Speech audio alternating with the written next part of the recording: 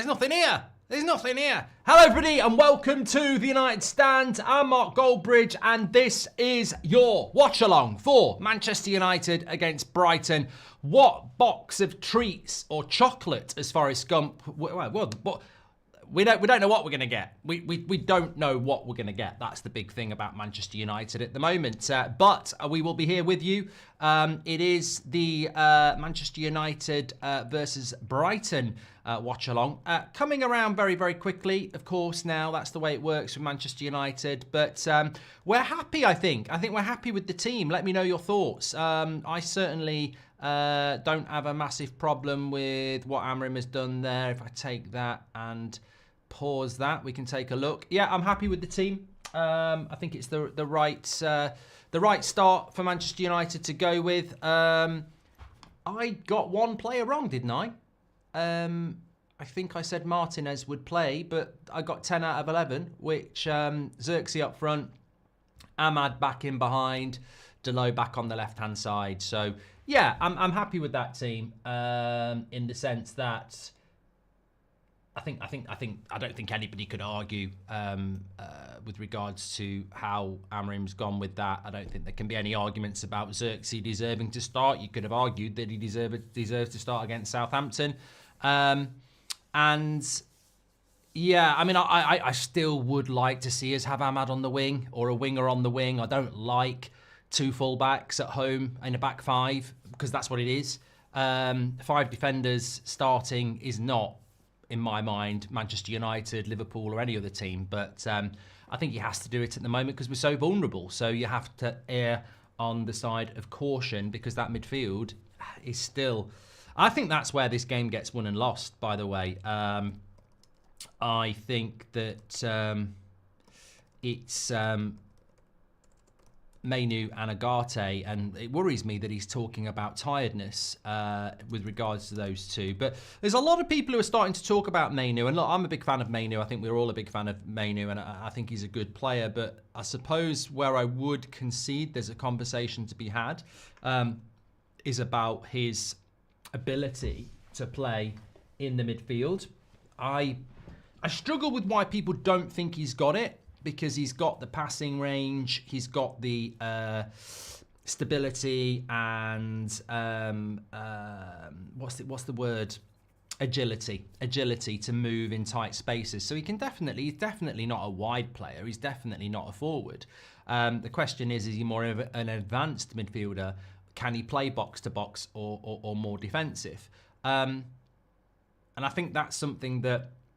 Is he going to become more of a Paul Pogba type midfielder who's better going forward, or is he going to become more of a box-to-box sort of player? And at 19, I still think there is so much to develop around Mainoo. But look, I take on board. He looked quite slow against Southampton and in some games this season. And defensively, yeah, the awareness isn't there. But I still... go back to what I think this game is all about in many ways. I still go back to we have a collection of players that are not the finished article, and we do need to work with them. And Mainoo is one of those. And it makes me laugh when people say, oh yeah, he's not good enough to play as a midfielder. But I'm like, he's not going to be good enough for probably 2 years, 3 years, maybe 4 years. He is a developmental player, and it's depressing in some ways just how bad some elements of our fan base are in relation to players, because they really do have... We lack patience. And I think this was simplified last night by Darwin Núñez scoring 2 goals for Liverpool off the bench. I don't want to glow Liverpool up, but their fans have stood by that player for very many years now. And we can't do it for 6 months. I mean, Zirkzee starting up front today... It makes me laugh because there's so many people saying Zirkzee should start, Zirkzee. I know the names. They were the same people 3 months ago saying get rid of him, he's shit. And this flip-flopping in our fan base is just not going to work. Ultimately, just be patient. Back your players. Stop pitting them against each other. I did this video last night. I'm not going to talk about it because we've got a watch-along to do. But the service into our striker has been pitiful for 7 years. Amorim said it on Friday. This is not about individuals. This is a team problem. We don't create enough chances. somebody in the chat said, oh, Goldbridge is just, wants Zirkzee out. I will not take that, and I will not take that from this community on behalf of the community, because I've said multiple times, people writing Zirkzee off are an absolute disgrace. Like, he's not even been here 6 months. I remember the first 6 months of Vidic and Evra. I mean, they became United legends. So many players don't have a good first season at a club, whether it's United or other clubs, and then season 2, 3, 4, they can be absolutely fantastic. So I'm really hoping that Zirkzee delivers today, because I think it would be a symbol yet again to these prats in our fan base who, I don't know whether they do it for interaction or whatever, but I think they actually do it because they're not Man United fans. They're actually fans of themselves. It's like the I told you so. I see it with Arsenal a lot as well. There's these fans who are just more about I told you so. Well, look, everybody's going to be a told you so. We've got clips of Ricky saying Wan-Bissaka's a load of crap. There were games when he was crap, but there was games when he was good. An opinion in football is never set in stone until that player retires, really. So you could say anything about any player, and there will be times when you're right and there'll be times when you're wrong. You could say Saka's a load of shit, and there'll be games when he is, and you can go, I told you so. We need to be patient with this manager. That's the fundamental to me. And he needs support, of course he does. But I love that he's picked Yoro today. And I like it because we need to rotate. We rotated with Maguire out the team on Thursday. But I like it because Yoro is the future. And I saw a few people on social media saying, why is Yoro playing? He played so bad on Thursday night. But I think this is brilliant because Amorim has spoken about Yoro 3 separate times in 2 months. And every single time he said, we've got a superstar of the future here. If he has a bad game against Southampton and then you don't pick him for a few weeks, what do you think that does to a young player?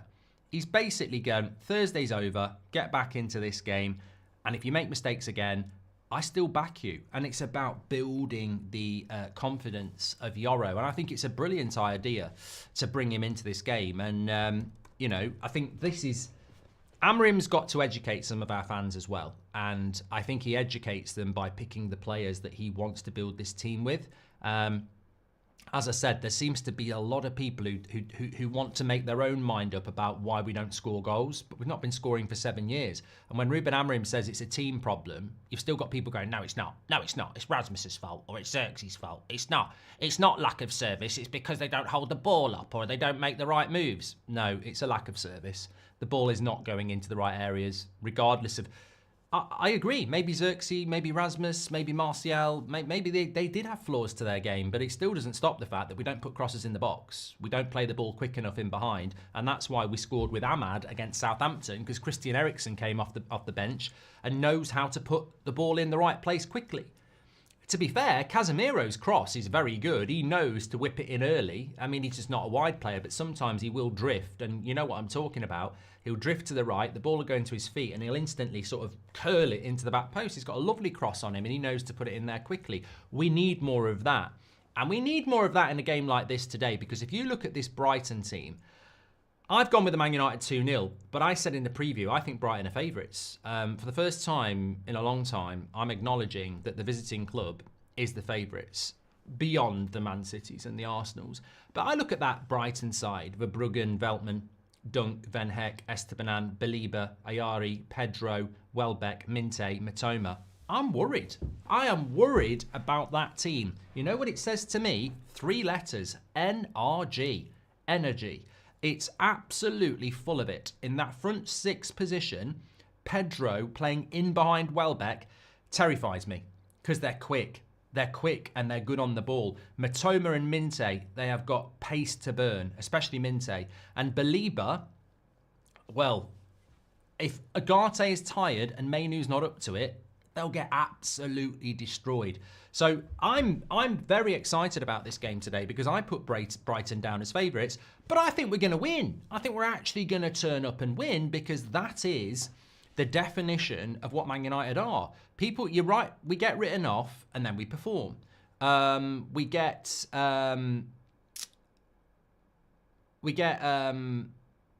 what's the word?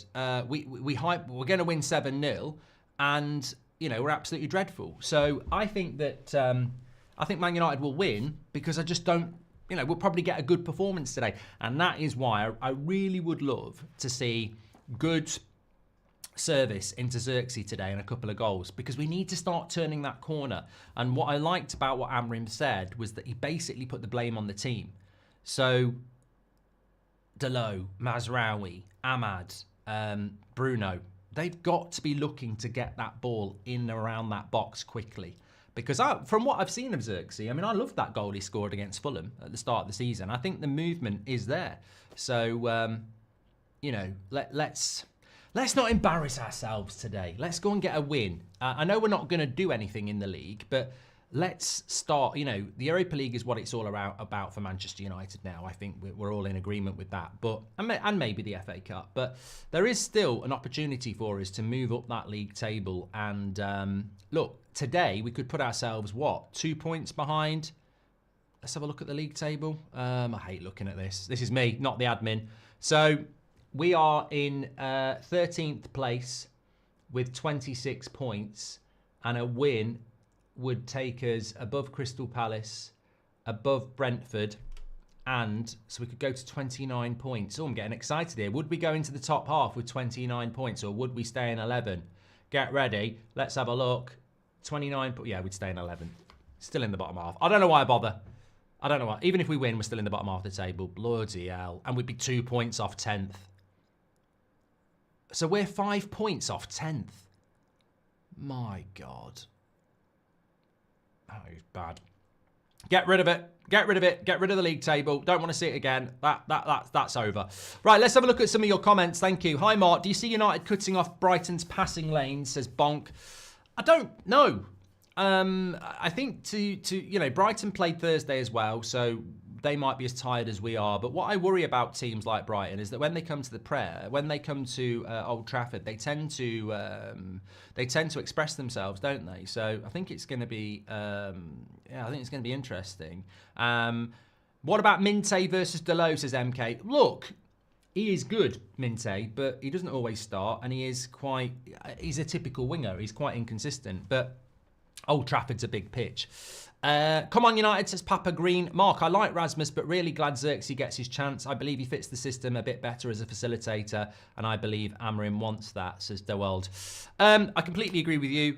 Zirkzee 100% deserves to start, and Rasmus 100% deserves to be dropped. There's no debate about that. And I think in the last few, in the second half against Southampton, that ability to get the ball and hold the ball is really important, and you'd expect that from Zirkzee, because I don't know. The question mark about Zirkzee is, and I think, I'm not one of these people that just sits there and says, oh, it's great, because I know a month ago everyone was slagging him off. But I think hopefully he's committed his future to United now. All the Italian stories seem to have stopped. But I don't think he's a number 9. And I don't think he was a number 9 when we bought him, and I don't think he's a number 9 now. So it's going to be really interesting to see.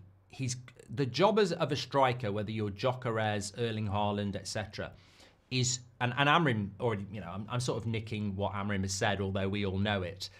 If you play against, I remember Zlatan playing up front against Bournemouth at Old Trafford years ago, and some of you might remember the game. It was definitely a watch along, and because Zlatan didn't have any pace, the Bournemouth defence went right the way up to the halfway line, and it enabled them to press us right on the edge of our box. I don't think we lost it, but I'm not sure we won the game. And it was a real problem, because the defence of the opposition would push up high because they weren't worried about the ball in behind from Zlatan. To Zlatan. And I think that, Amrim spoke about this on Friday, that because we're not servicing our striker for whatever reason, teams aren't taking a step back, they're taking a step forward, which enables them to force us higher up into our own half. Zirkzee has to be able to push them back. He's got to be able to do that. He's got to run the channels. He's got to occupy the centre-backs without the ball. He's got to make those runs for that to happen. And we desperately need a striker like that, because it will create space for everybody else, because it can get quite congested. But where I think he is good is if he can get the ball into the feet, he's capable, because he's not a number 9, in my opinion, he is capable of getting the ball and dribbling with it, which creates a space itself. I don't know whether Zirkzee actually might be better off in a team long-term where Ahmad or Bruno is. But he's got a great opportunity tonight, this afternoon. I just hope it doesn't end up being a graveyard shift, because where it could go wrong is if Brighton get hold of the ball and we can't get hold of it as well. How is he not a number 9, says Marvin, because he didn't... mate, I'm not stuttering because of I don't know what I'm talking about. I'm stuttering because I can't believe you don't know what you're talking about. When has Zirkzee ever been a traditional number 9? He wasn't a traditional number 9 at Bologna, if you did your homework, and he's not really been a traditional number 9 for Man United. He's normally played in behind the striker because he's a 9.5. He's a player that's better with the ball a little bit deeper, running at players. He's not a striker in the traditional sense. He's got way more to his game than that. That's why his little flicks, his ability to take people on, he's more of a facilitator, I think. I don't think he's ever, I don't think he's ever been a prolific goal scorer in his career. I think he had a great season at Bologna last year, but he's not a traditional number 9. What I'm saying is we need him to be more traditional today, because he's got Ahmad and Bruno behind him. So we don't need to see him dropping in, because we haven't really got the players to run beyond him. That's where I was going with it, Marvin. So maybe you'll understand it more now. The second part about what I was going to say is there is no Rashford. There is no Garnacho. There is no wide players that are going to run beyond him. So I look at that United side today, and Zirkzee's got to push that defence back, and he's got to make the runs, because Bruno's not quick. Ahmad, they'll know he's going to do it, but there's no one else. There's no one that's going to run beyond Zirkzee. So him dropping in like Harry Kane does really well. Harry Kane will do it at Spurs or at Bayern because he's got wide players that are going to run in behind him. Same for England. But we haven't got anybody that can run beyond Zirkzee today. There is no pace in that team that's going to run beyond him. Ahmad's going to make clever runs, and he's capable of doing it, and we saw him do that on Thursday. But we need Zirkzee to become more of a pivot, a focal point today. And he showed he can do it against Southampton, and that got us higher up the pitch. He started to occupy their centre-back. So it's going to be, I think it's going to be very interesting to see how he does today. Can you call Nico a prat? He loves you, says MUFC. There you go. It's bonkers this game, says 5 Cantonars. Going to miss the match, need to go visit the in-laws. Wish me luck, says Nath Footy. This could be one of those games you don't mind missing. Let's see. Kevin, welcome to Members Club. Maybe people don't believe in sentiments anymore, but I would be like, let's get a good win and performance for Dennis Law if it was a team we could trust, says Glenn. Yeah, great point. Obviously, it's the first game at Old Trafford since the passing of the legend Dennis Law. You would hope that Man United deliver a performance. I think that's always dangerous, though. I mean, I remember the 50th anniversary of Munich when we played Man City and we wore those old kits, the red with the white V, and they wore their light blue with the white blue. We lost at Old Trafford. I think we lost 2-0, didn't we? So sometimes expecting a result around sentimentality, yeah, I mean, we had the right players on the pitch that day. You had the likes of Ryan Giggs and Paul Scholes and Gary Neville and Cristiano Ronaldo, but we didn't win. So sometimes that's a dangerous thing to expect, because something enormous has happened, like the passing of a legend, that the players are going to be inspired to put a performance in. And also, let's be fair, even if they are inspired to put a performance in, remember what I said on Friday. We're not better than a lot of the teams in this league, so it doesn't matter if every player in that dressing room is like, let's go out there and give 100% for Dennis Law and United, and then they go on the pitch, but Brighton are a better team. We're not. I don't think we're good enough at the moment to just be, we're not turning up. That's why we're losing. I think sometimes we don't turn up, but even when we do, I genuinely think there's a lack of quality in that team. Do you see United cutting off Brighton's passing lanes? We've done that. Come on, United. Thank you, Papa Green. Hi, Mark. Hoping for a positive result and a good tribute to the legend, says Yechi. Hope you're doing well. Just wondering, mate, says Kieran. Yeah, keep wondering. I like the lineup, but I can't predict the game. It can go either way. I agree with you about Yoro, says Johnny. Hope Zirkzee has a great game, but more importantly, hope the support continues if he doesn't. Absolutely, Dylan. Yoro, Mainoo, and the other young players as well. Yes. I mean, this is a drum that we need to keep banging and banging and banging and banging. We've got to support these players. Yoro played crap on Thursday. I mean, I'll say it, he did. But I'm so glad he's back in the team. Let's support and develop players. I'm envious of how our biggest rival, Liverpool, are doing it. And, you know, there's Darwin Núñez getting 2 goals. We've got to back our players. We've got to back our players and stop slagging them off and pitting them against each other. Hi, Mark. With Anthony and Rashford set to leave, will United actually sign players who we can actually sign with financial situation? I doubt it, Ritwick. Remember the Rasmus Garnacho Mainoo pick last year, says Strider. Yeah, this is why you should never get ahead of yourself in relation to predictions, because we all saw that picture and we were all like, the future's bright, the future is these players. And then what happens is a short period of time later, and that's not the case, is it? So look, consistency is not built on one result. We've got to build a future. Saw the video. I love the kid, but he's clearly also not ready or good enough. Don't blame the only team, says Rod. Look, I'm not going to talk about that video anymore. I put it out there after a load of research based on what Ruben Amorim said, and the comments were full of something that I don't agree with, because that's not what the video was all about. It's statistical that if you are Mo Salah or Erling Haaland or Alexander Isak or Ollie Watkins, you will get around 3 shots per game. If you are Anthony Martial, Edison Cavani, Wout Weghorst, Rasmus Højlund, Zirkzee, you'll do well to get 1.5 shots per game. We don't provide service to the striker. And people can talk about movement and hold-up play. What does that do? Oh, I can hold the ball up well and lay it off to such and such, and then I get in the box and I still don't get it back. Oh, I've made a great movement into the box, I still don't get it. I'm sorry, I'll argue this till I'm blue in the face, because I've seen it for 7 years. I've said it about Ronaldo. I've said it about Martial. I don't care how well people move. They can move like Michael Jackson when he was alive. Obviously not now. That would be crap movement. But the service is not there. And that's why Amorim said it on Friday. So disagree with me, but you're disagreeing with the manager. That's why I did that video. And that's why I went back 7 years. Because shots per game by every striker that we've had in the last 7 years is below 2. And other clubs, it's like 3, 3.5.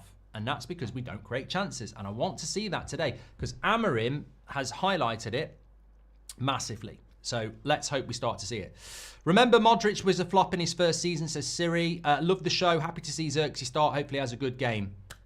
Miles, thank you very much. I really, really want him to have a good game, because you know what? It's hard to start for United. And how many times have we had this in the past where we demand a player starts and then it doesn't work? Like, it's just, it's so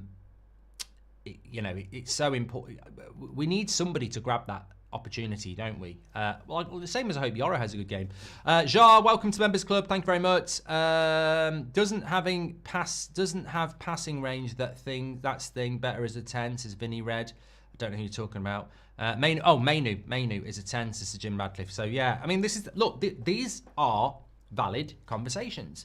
I'm a massive fan of Mainoo. I want to defend him. I want to defend Rasmus. I'm a massive fan of his. I want to defend Garnacho. All 3 of them, you know, there is very valid criticisms at the moment. And what I would say about Mainoo is, though, at 19, saying he doesn't have the passing range or he's more of a number 10, I do disagree, on the grounds that there is still a lot more development to his game, and we have a coach that can do that. I know we're bad, but a reminder that Spurs are 15th, says Ethan JP. There are other games going on, aren't there, today? Spurs are playing Everton, aren't they? Just in relation to the bench, by the way, there's a lovely tribute going on at Old Trafford as well. The Bagpipes are leading the team out in memoriam of Dennis Law. There are flowers, and Sir Alex Ferguson's there as well. So massive tribute to an absolute legend. Biinda, Casemiro, Collier, Eriksson, Garnacho, Malacia, Martinez, Rasmus and Anthony. And then Brighton's bench, Adingra, Enciso, Gomez, Lamptey, March, McConville, Rutter, Steele and Webster. So I think they've got a couple of players that played on Thursday that aren't playing. But, you know, it's interesting, isn't it? I think a lot of players get a lot of criticism at Manchester United. Whether it be a Garnacho or a Rashford, etc. This morning, I'd just done the video on Anthony and I was heading out to watch Seb play football. And I was looking at Twitter. And I just saw Casemiro, come on Man United, and I thought, that's basically what you do, isn't it? 350 grand a week, cheerleader. It's incredible. It's incredible that why is he still here? Like, Amrim don't rate you, mate. He don't want to use you, does he? Collier, could he have started today? I think you make a valid point. He could have started today. He really, really could have done. Obviously, he didn't, but he could have done. Right, let me catch up on some of these super chats, by the way. We're just rinsing through. Only 12 days left and no signings, says Noel. Can we all clap for Dennis Law, says Dag. Yeah, get involved with that. You are correct, Mark. I remember games like Everton after the great Sir Matt Busby passed. We won Mr. Hatful but entertained. We're not that team, says Glenn C. What are your thoughts on City now going for Douglas Luiz? I would be angry as we should be all over that deal and crazy how they're signing everyone, says Robert. I mean, it is depressing. It is. You're absolutely spot on. It is depressing how Man City are just, doing deals, but we're not Man City. Let's go United. Rest in peace, Dennis, says Ant. Brighton are a bigger club and better than Man United. Well, that's not true, is it, Jay? You might be a better team, but you're not a bigger club. Come on. You look like a right idiot. That's like walking past a mansion and, getting your little tent out and saying, this is bigger than that. It's just not. Welbeck has usually done well against us since he left, says Colin. One of Ricky's favourite players. Since we're now mid-table, our fan base needs to be less arrogant. If we lower the level of expectation on our youngsters, they thrive, says Strider. Chris Andromeda has gifted a membership. Thank you very much. We've got to shut down Matoma and we'll win, says JJ. I'm feeling positive about a Euro performance, says Yeki. And there are different kinds of number 9s. Don't put pressure on Zirkzee, Mark. I haven't, Emmanuel. Emmanuel, look, I'm not having this. And most people in the chat will know this. I don't know where this is starting from, and I don't know who started it, but there is no comment from me saying that Zirkzee's shit and we should sell him. In fact, completely the opposite. So I won't tolerate it, and I won't respond to it, because it's never been said. So I don't know where this is coming from. I suspect it's coming from people who are Player FC, who've decided they can't stand Rasmus and they want him to be sold. So they're trying to pitch some sort of Zirkzee versus Rasmus thing, which I and many people don't have. I would love Zirkzee to score today. I'd love him to score a hat-trick. I'd love us to win today. And I'd love him to hold that place down and show what needs to be done up front. And then Rasmus either responds or he doesn't. And he does get sold. But I don't know where this is coming from.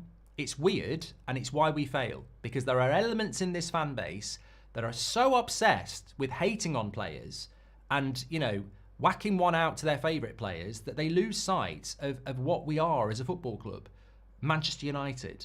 I don't care if Marcus Rashford's deal falls through and he starts playing well for us and scores 10 goals between now and the end of the season, because that benefits Manchester United. So I couldn't give a toss who wears the shirt as long as we win. There are plenty of legends of this club over the years that are certified knobheads, but nobody ever says anything because they played well in the shirt. And that is what we want, players to play well in the shirt. If they have a great personality as well, happy days. Juan Mata was a very nice person, but I'm not in that. I'm not in this camp of like burning players and having favourites, etc. The volume was wrong there. Sorry about that. Appreciate that.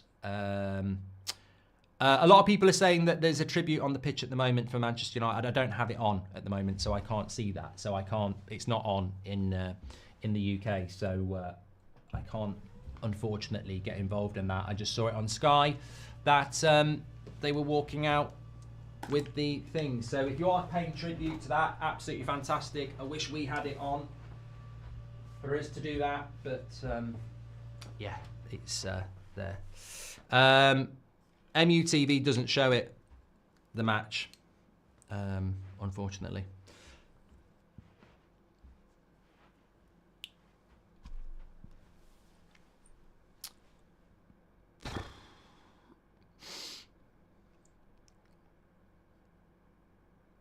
Samuel, we've just spoken about that one, thank you. Mark, I agree about Rasmus, but for that same reason, I think Zirkzee it's the way we play. Well, look, let's hope Zirkzee has this good performance today that I think we're all hoping for.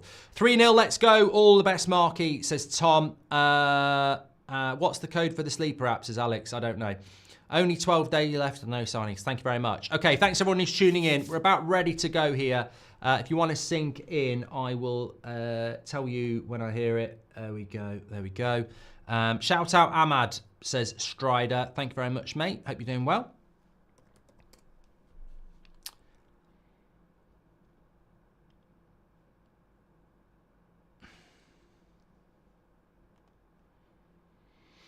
It's going to be a tough game today. Really is.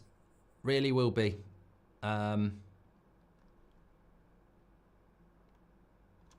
think Brighton, if Brighton come and express themselves, then we're going to have to perform really, really well because they are definitely capable of giving us an absolute pounding today if we're not careful. And I think they'll come and they'll be expressive. I mean, bloody hell, did you see what Bournemouth did yesterday as well? I mean, God, that was just...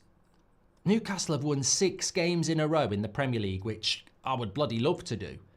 And then you get a home game against Bournemouth, and Bournemouth come and smack you up 4-1. Absolutely incredible. Incredible. So yeah, look, welcome to the Premier League. Teams will come and have a go. There's no doubt about that.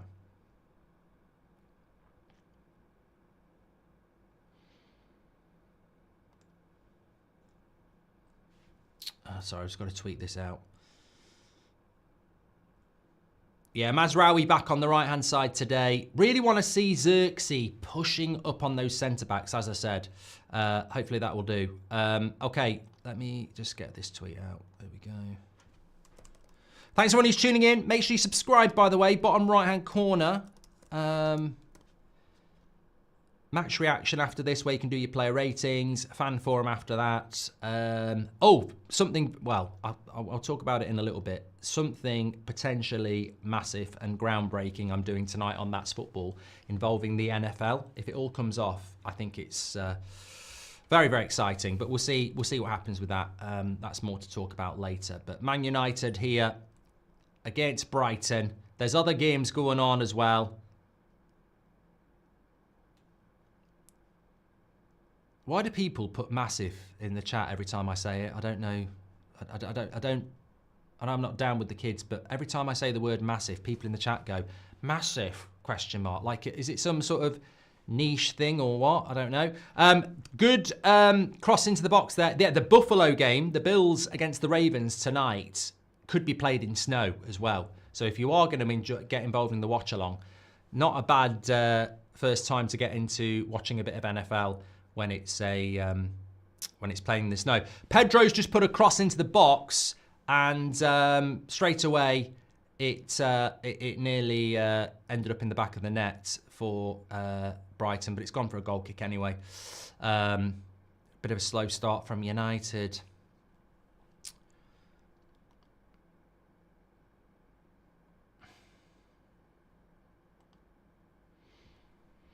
But straight away, Brighton doing what we thought they would do, expressing themselves confidently on the ball. I mean, I'm not even going to moan about it because I think we all knew it was going to happen.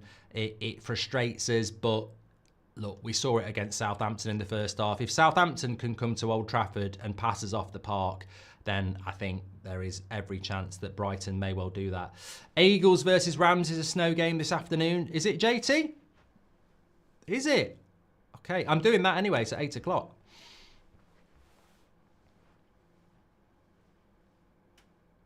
Getting dominated already, says Joshua.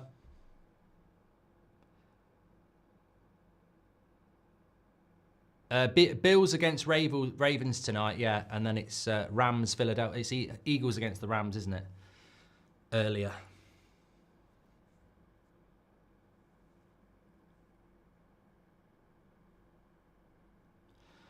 Roy says, I hope that Old Trafford crowd play their part today. They were missing big time in the week for the first half, says Roy.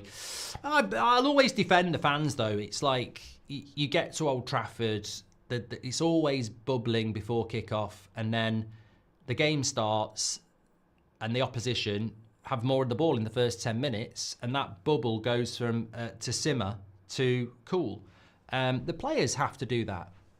Twix is the best chocolate bar, says Faisal. I do like a Twix. Issue with Super Chats, can only send small ones. Says Strider, Marat Mitoma, and Welbeck. And it's 1-0, and United are officially shit. Yes, we are. Breaking news, United are losing in the first 5 minutes because they're fucking shit. Yes, thanks, Frank. That's exactly what we predicted would happen anyway. You enjoy the rest of the game. I think I'll be back for more goals. They look really shit. Carved open like a Christmas turkey with a sharp knife. They're really bad, you know. All right, Frank, we've seen it before. We've heard it all before. I don't know why I'm calling you Frank, but I tell you what, United are wank. 1-0 down, and it's Welbeck. Ricky's having a party. I told you, Beth, get Welbeck in the team.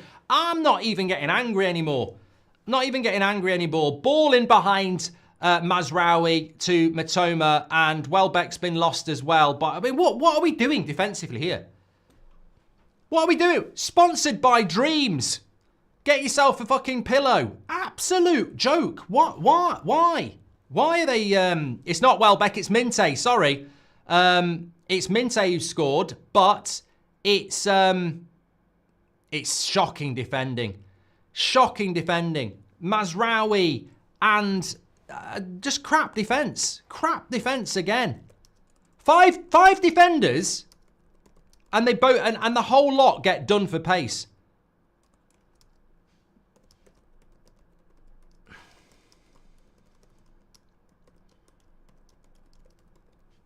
My God.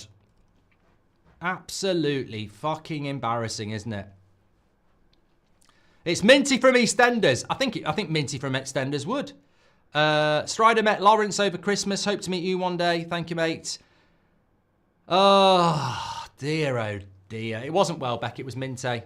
Fans are going to start booing soon. Well, what did you think of the goal? What did you think of the goal? I mean, what I think of the goal is it's criminal. It's absolutely criminal. They should be going to prison for that. It's a ball over the top.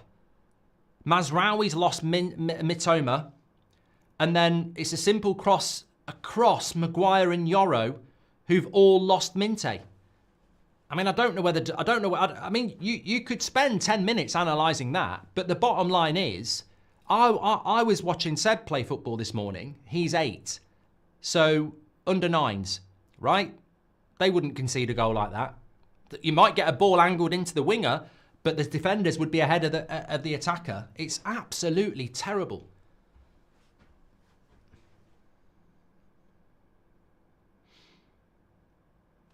It's so bad.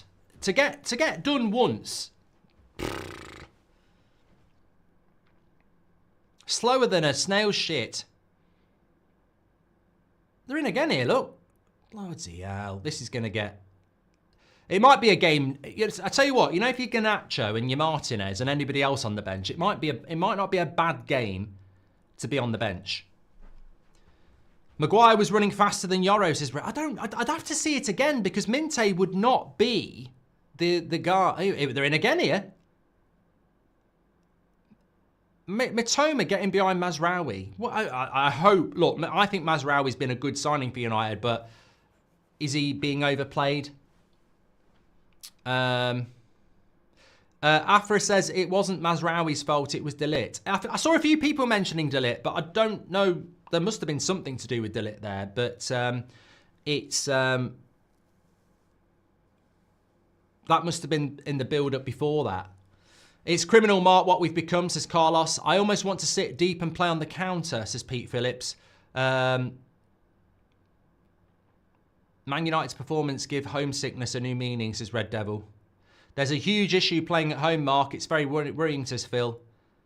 You know what it is, Phil? I was just saying about it. I was saying it there at 0-0, right? Someone in the chat was saying, hopefully the crowd can play their part and get the players up. Mate, if you've been to Old Trafford... I mean, for years I went a few months ago when we played Brentford. there are so many people who go to these games for the first time when it's Old Trafford. Like there's a lot of people who, you know, I don't know what the numbers are, but there's a lot of people who go for the first time. There's a lot of people who've been going for years. And Old Trafford, no matter what, when you walk out, because you're not there every day, it's not like sitting on your sofa. Even if you're a season ticket holder, you're only going once every week or two.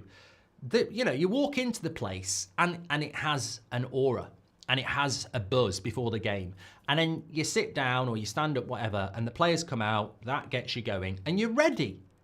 There's never been a United game a United fan goes to where they're like, well, I'd rather be cutting the grass. They're up for it, but they can't. You know, if you're sat on the toilet constipated, you're not going to be singing, you know, Queen, Don't Stop Me Now. You know, happily. Don't stop me now, I'm having such a good time. I'm constipated on the toilet. You're not going to be excited about it. You're going to be frustrated. The human brain is not going to get falsely excited by a crap start.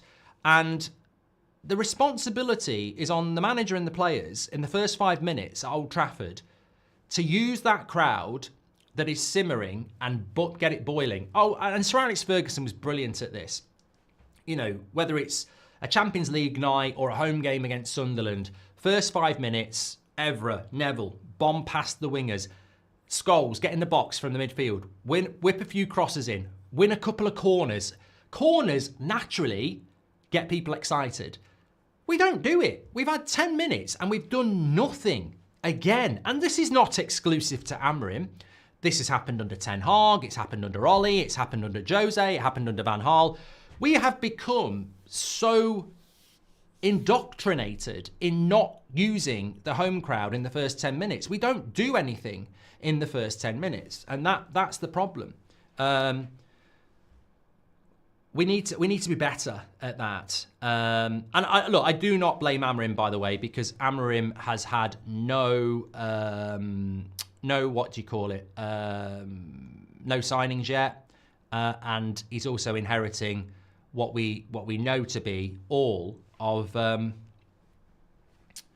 problems that Ten Hag had. He's got to be given players. United haven't been able to find defence this season. Our defence has kept us competitive. If the defending starts to struggle, bar the door, says JE. They're supposed to be playing possession-based football, but they couldn't keep a secret. Forget about the ball, says the NZ. I can only laugh. It's either that or cry. Well, you know what? There might be some United fans out there that are screaming and shouting, "What's going on? What's going on? What's going on?" I can't do that to you. I'm almost mocking it because I can't do that to you because I said in the preview, Brighton are favourites. I said I think we'll win based upon the fact that every time I write United off, they get a result. Like I thought we'd lose at Anfield and we played well, so we are capable of doing it. But Brighton are better than Southampton, so I suppose this was always capable of happening. Here's Delo going forward. Is it a free kick? No, he says play on. Looked like a foul to me. Looked like a foul to me. And I think it was Minte who committed it, wasn't it? So it was an attacker's slide tackle. United look like they're 15 playing against men, says Stig. Love the channel, Mark. Do you block people when they say something you disagree with, like a certain Liverpool channel, says Thomas? I know what. I know. I suspect I know who you're talking about there. No. No, I enjoy it, Thomas. People will get blocked if they're abusive and they say something that's offensive, but I don't care. Marvin AM will tell you that. Marvin and me fall out all the time. So does me and Robert McCormack. Apparently, actually, it was a good tackle on Delo. I don't know. I don't know about that. Ten Hag's better than Amorim, says the HPN. I don't think you can blame the manager. What do they actually do in training, says it's a mystery. When the going gets tough, Ruben gets rough, says Sam. I swear this team will be the death of me. We're miles off, says David Benson. Maguire playing the offside trap when he's slow, says Mario. Could you please call Aubrey a prat, says Jeff. Thank you very much. Red Army was right. Yeah, I mean, I'd need to see that goal at half-time again and have a proper analysis of where it all went wrong. But 2 balls in behind shouldn't be goals. The Glazers are nice people. Purser Jim, says Pappy.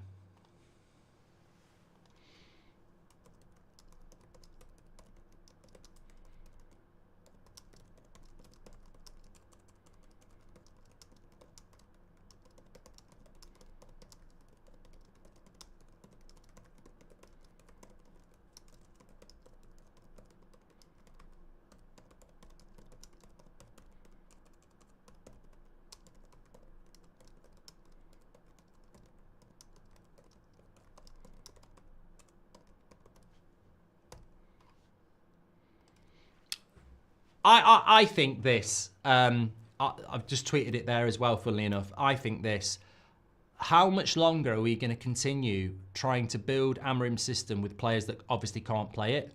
I mean, we're ignoring a January transfer window. You know, we're clearly going to have to bring in a large number of players to play this system, and we're ignoring a transfer window. And look, I'm sort of like, I'm getting quite confused about what it is we're doing, because I said this after the Southampton game. Between now and the end of the season, I'll say we'll probably lose another 6 games at least in the Premier League. Fact. There is not going to be any consistency with this set of players in this system. We're going to keep losing games and games and games. So when are the ownership of the club actually going to start to move direction and start bringing in some players? Because this whole sell to buy thing has fucked this January transfer window. They know they need to bring players in, but they've set this whole sell to buy thing, and nobody has gone on the 19th of January. So I do despair, because I'm like, this is not surprising. I mean, Brighton are having a disco. They're having a bloody disco. Verbruggen at the back, he's got a microphone over his hand, and he's going like this, DJ. Yeah, he's going to get Jazzy Jeff and the Fresh Prince on in a minute. They're having a bloody disco at Old Trafford. They're having a great time, and I'm not surprised. We can't live with it. Mainoo looks lost in there. Clearly not a number 6, as Akshay. Well, if he's not a 6, we're fucked, because we haven't got anyone. Jaden's at his first game today. Players look like they're waiting for the game to start, says Mikkel. And this happens all the time. It happens all the time. Why are we waiting for a game to start? It goes back to what I was saying before. We should be turning up the tempo in the first 5 minutes. And the thing is, it's so easy to do as well. Like, you could get an under 12 team to do this. Just say to them in the first 5 minutes, energy, get at them, push forward, go at them for the first 5 minutes, and try and win a couple of corners, etc. Bruno with a crap shot wide. Be proactive, that's what I mean, yeah. If no signings that we need, I'll be Ineos out, says Kevin. I just noticed that you're all miles off and not kilometres off. You guys want to be American so bad, says Rick. Akshay says that he looks lost out there. 3rd worst team in the league, Mark. Ineos out, says Jim Jones. Narrow formation, wide pitch, poor players, says 5 Cantonars. Come on, you Reds, says Mohammed. And the Glazers. You know what, though? I think when you analyse it, the thing that frustrates me the most is that you have a... I look at... I don't know what he's supposed to do, because there's not a lot you can do. But what I'm trying to say is there's just not a lot. There's not a lot. Even when I look at the team today, and I look at the bench, I don't think there's not much I could do anyway. Like, I think that's a great way of saying it. I was trying to think of a more intelligent way of putting it across. But what would you do with this squad? That's the question. Like, everybody think about that for a moment. What would you do with this squad that Amorim's not doing? Like, it's not like we've got 4 or 5 players on the bench that you'd go, you should be starting them. I don't see the components to make it any better. I'm not like looking at it and going, drop Maguire or drop Mainoo or, mistake for starting Zirkzee or Mazraoui's load of shit. I don't actually think his selections are problematic. I think it's just his general squad is not better than Brighton's. I mean, I look at Brighton and I'd love to have a Matoma playing next to Ahmad. Or put Ahmad out wide and put Matoma in behind. I'd love to have a Matoma. I'd like to have a Minte for a bit of pace. I wouldn't mind a Danny Welbeck up front. You know, honest, hard-working, mobile, physical, hold the ball up. I certainly wouldn't mind a Belieber in the midfield next to Ugarte. So I'm tired of looking at other teams that aren't Liverpool and Arsenal and the obvious ones. But I look at the Fulhams, I look at the Brentfords, and I go, 2 or 3 players I'd love to stick into our team because they've got it. Can't wait. Really miss McTominay, says Stephen. Lovely play by Zirkzee. Better by Man United there. United looking for a penalty. Don't think it was a penalty.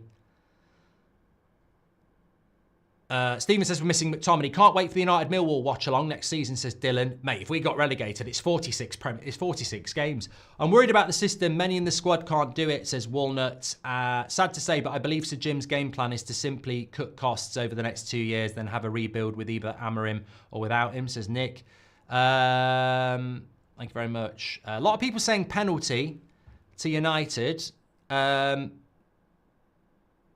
He's given it! He has given it! A pull on Zirkzee. We're back in it here.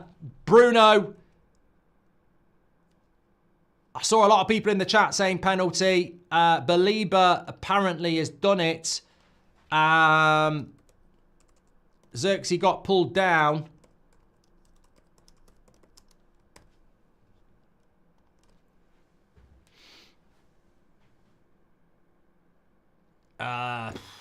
I think I think a lot of people are saying it. Well, no, it's a little bit soft, but you know what? We've had so many penalties not given to us before. He does catch him on the head. They're not going to overturn that. I know a lot of people are going to say it's soft, but you know what? Suck on that. It was a little bit silly, but we'll take it because how many penalties don't we get? Well done, referee. It's about time we got it. I mean, there's people in the chat saying Varchester United, it's a soft penalty. It doesn't matter. It doesn't matter because, I mean, look, at the end of the day, if I'm a striker and a midfielder comes from behind me and tries to jump round me with their arm going onto my head, I've got every right to fall down and go, well, look, it's like him kicking me on the back of the calf. It's still physical contact. And you know, I think it is a penalty. And it's a clothesline, yes. Could have killed him. A penalty's a penalty. Look, we don't normally get them, so we'll take it. And Bruno will take it, and I'd back him to score this. Space Raider says it's not even soft. No, you know, the more I think about it, the more I think it is a penalty. I think it's just a bit unorthodox, isn't it? But the people saying it's not a penalty, well, if it wasn't a penalty, VAR would overturn it. And when you look at it, it can't be overturned because there is physical contact. So the VAR will look at it and go, well, it's not a clear and obvious error. Bruno makes it 1-1. Manchester United are back in it. Amorim ball starts here. No, we won't go over top. It's 1-1. Man United are back in it. And hopefully they can fucking start now. I mean, why does it take us a penalty in 22 minutes to start getting, you know, aggressive and up for it? Let's hope we can build on that now. I did say we were going to win today. Food says he was wrestled to the ground. It was a penalty order. I don't think he was wrestled to the ground, mate. I think he jumped to try and get over him and caught him on the back of the head. I'm happy with it being a penalty. Remember the Manchester Derby penalty? Exactly. I was trying to think of some examples, Pally. You look at the penalty that Man City got in the Derby. Absolute joke. Zirkzee's improved, needed a kick, says Jide. Crystal clear penalty, dumb tackle, says David. A foul is a foul, soft or not, says Andre. Exactly. It's a clothesline from behind, says Udit. And if Ahmad called out the owners and refused to play, says Sahil. Don't know what that's all about. Thank you very much. Right, well, hopefully we can kickstart now. Where was the red card? Last man, says Polo. I don't think he was the last man. Ref took a year to give it, says Tristan. I don't know about that. I don't know about that, but...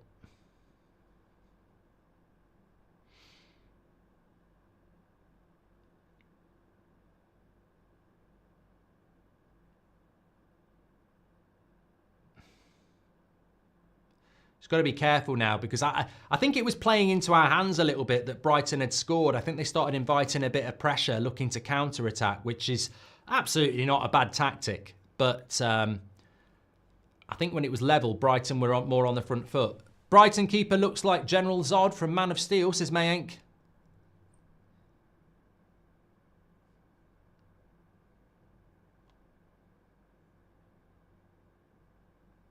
Matthew Elric, Matt, one of our members, says, a ref decision going United's way. Is it a full moon tonight? Well, I know.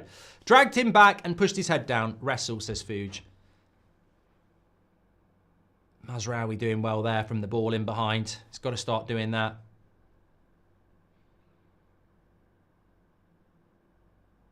Look, the important thing is when you're 1-0 down is that you get back into the game. You don't want to be conceding a second one. Thanks everyone who's tuning in, by the way. Make sure you subscribe, bottom right-hand corner. You're very welcome on the United Stand, live every morning at 10 o'clock, every evening at 8 o'clock. And thank everyone for tuning in. You can do your player ratings in the second half. Hopefully, as I say, Man United have just equalised with what was not a soft penalty. I think we're all in agreement there. But they had gone 1-0 down in no time. But they're back level now, and hopefully we can start. But you know what I think there's a lack of pace in this team as well. Everton are beating Tottenham 1-0, by the way. Calvert-Lewin scoring. God, things go bad to worse. Tottenham, you're conceding there.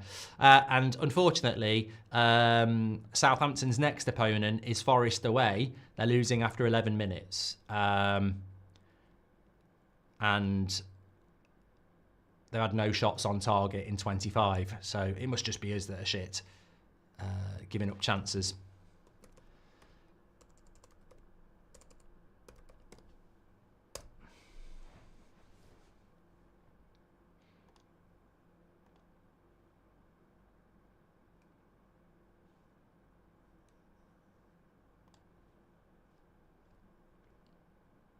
Luke says, what's your thoughts on Yoro starting and Ahmad not playing right wing back?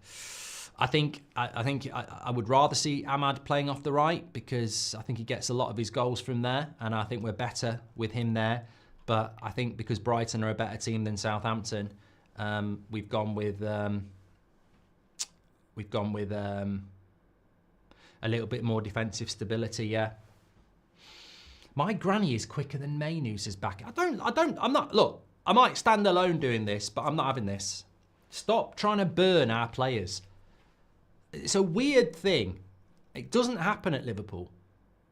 I don't think it happens at many other clubs. I don't know whether it's because we're a massive fan base and therefore there's more minority vocal. I don't know. But it's a weird thing in our fan base where people just want to burn players constantly. I mean, the shit I've heard about Mainoo over the last few weeks is incredible. He's 19. He's a talented player, but he's very, very far from what he's going to end up being.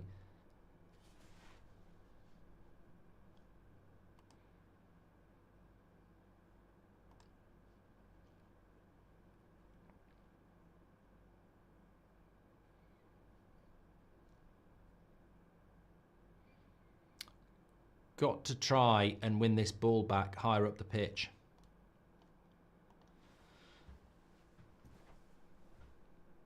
I think that's what we're trying to do as well.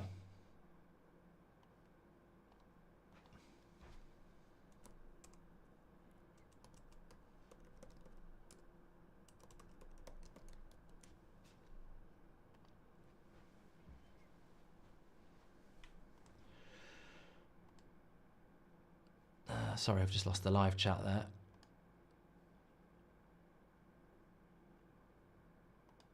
Yeah, Garte's just giving up a free kick.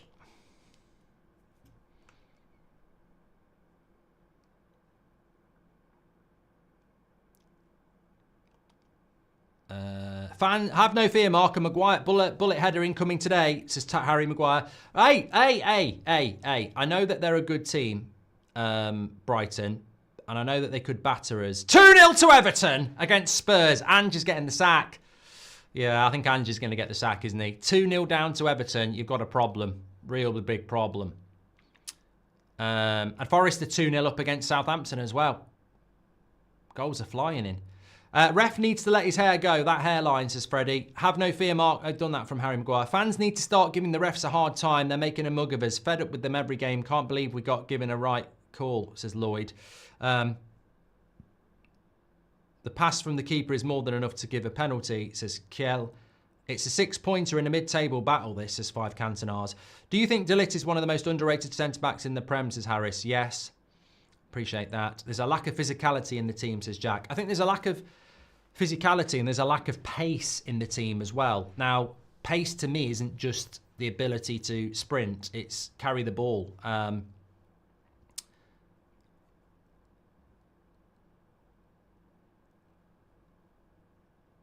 I think we need some real pace in this team.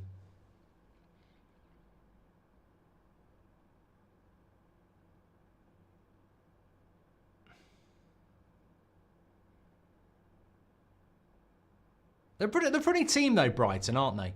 Mainoo is in the new Disney movie. I don't know what that is, Jay. Thanks. I'm not. Look, mate, I won't do it. I'm not here to take the piss out of our own players, so I'm not going to tolerate it, and I'm not going to read it. You can keep doing. Keep doing what you want. Tammy says Zirkzee is improving. Keep it up. Mark, everyone on Twitter is slating you for starting Mainoo versus Garnacho. What?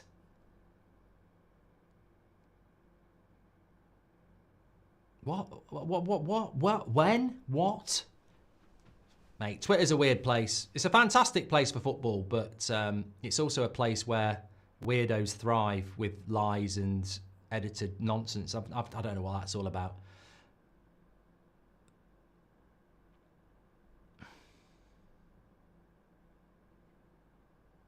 I'd love to know the context. Why would I do Mainoo against Garnacho? This is what I mean. It's like somebody was saying to me yesterday, oh, you know, you just want to sell Zirkzee. When? I'm the one who's saying give him time. So where's the Mainoo Garnacho thing starting? I don't do player FC, and I certainly wouldn't pitch 2 players against each other. It's crazy. Would you sell Bruno before Garnacho and Mainoo for FSP, says Luke? Oh, no, I wouldn't sell any of those players, to be honest. As I've said to you before, I think there are 5 or 6 players that need to go before we start talking about Bruno or Garnacho or anybody else. Mark, how many new signings are we going to get in January, says Paul? Well, we've got Ahmad, Collier, and I'd probably say a new contract for Mainoo. I was at Brighton versus Ipswich. Ipswich pressured Brighton early and got chances. If they can do it, we should be able to. Lack of effort is disgusting, says Will. Especially at home. Yeah, especially at home.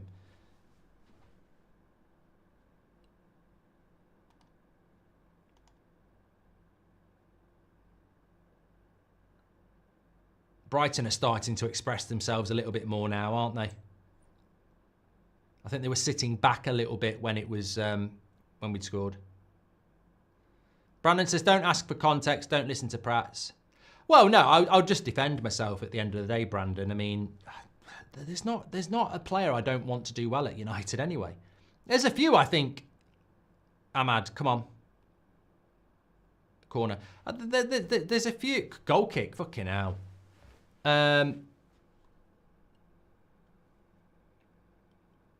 There's a few I think need kicking out. You know, I think Luke Shaw's got to go. I think it's best for Rashford if he goes. Casemiro's got to go. Eriksen's got to go.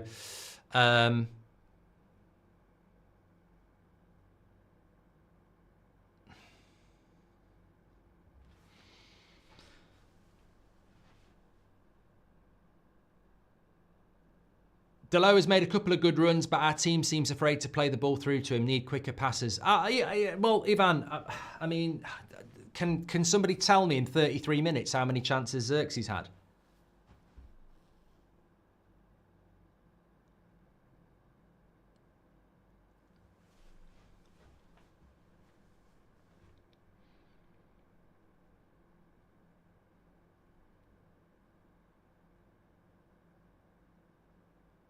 I don't think we play the right pass quick enough, and I think that's a problem. So you're probably right. Delo probably has made a couple of good runs that you've seen, but unfortunately, our players don't play the pass quick enough. Zirkzee showing Rasmus how it's done, says Space Cowboy. Good. I don't know why you need to do Player FC, but, you know, hopefully he is showing how it's done so that maybe Rasmus comes on or gets a start against Rangers and plays better himself. Whatever happened to Dan Gore, says Mario. He was injured on loan last season. He is back now, and I would expect him to go on a loan as well. But I agree with Beta Squad Long. We need to get our strikers better service. What are we doing, actually, statistics-wise? Let's have a look. Take and...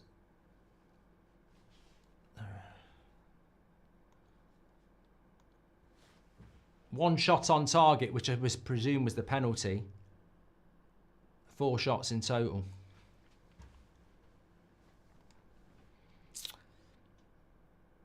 Opinion on new bid of 55 million for Garnacho, says Louis. I don't have an opinion on it. We'll see what happens. I think it's... I don't know where Man United are getting their valuations. It seems to me that they've forgotten that they paid £55 million for an injured Mason Mount and 1 year left on his contract, yet we're suddenly selling 20-year-olds who 6 months ago were unsellable and had a great future for less. I don't get it. I don't get it, to be honest with you. Spurs comments are probably because they're losing 2-0 to Everton. There's a few people probably talking about that. I think coach was bought early for enough time to analyse the team and see what we have, proper ins and outs in the summer. Not expecting business in January, says Anthony. I wouldn't expect it in the summer, mate. We've got no money. Mainoo has fallen off heavily since last year, says Freddie. But I said that about Mainoo. I said, like, you've got to be very, very careful because we've got a really massive tendency in this fan base to overhype players too quickly and not appreciate that there will be dips and troughs and they might not end up being what they want. I mean, someone in the chat's just said Collier's miles ahead of Mainoo. I've never heard such shit in all my life. What are you basing that on then? 2 or 3 starts for Collier.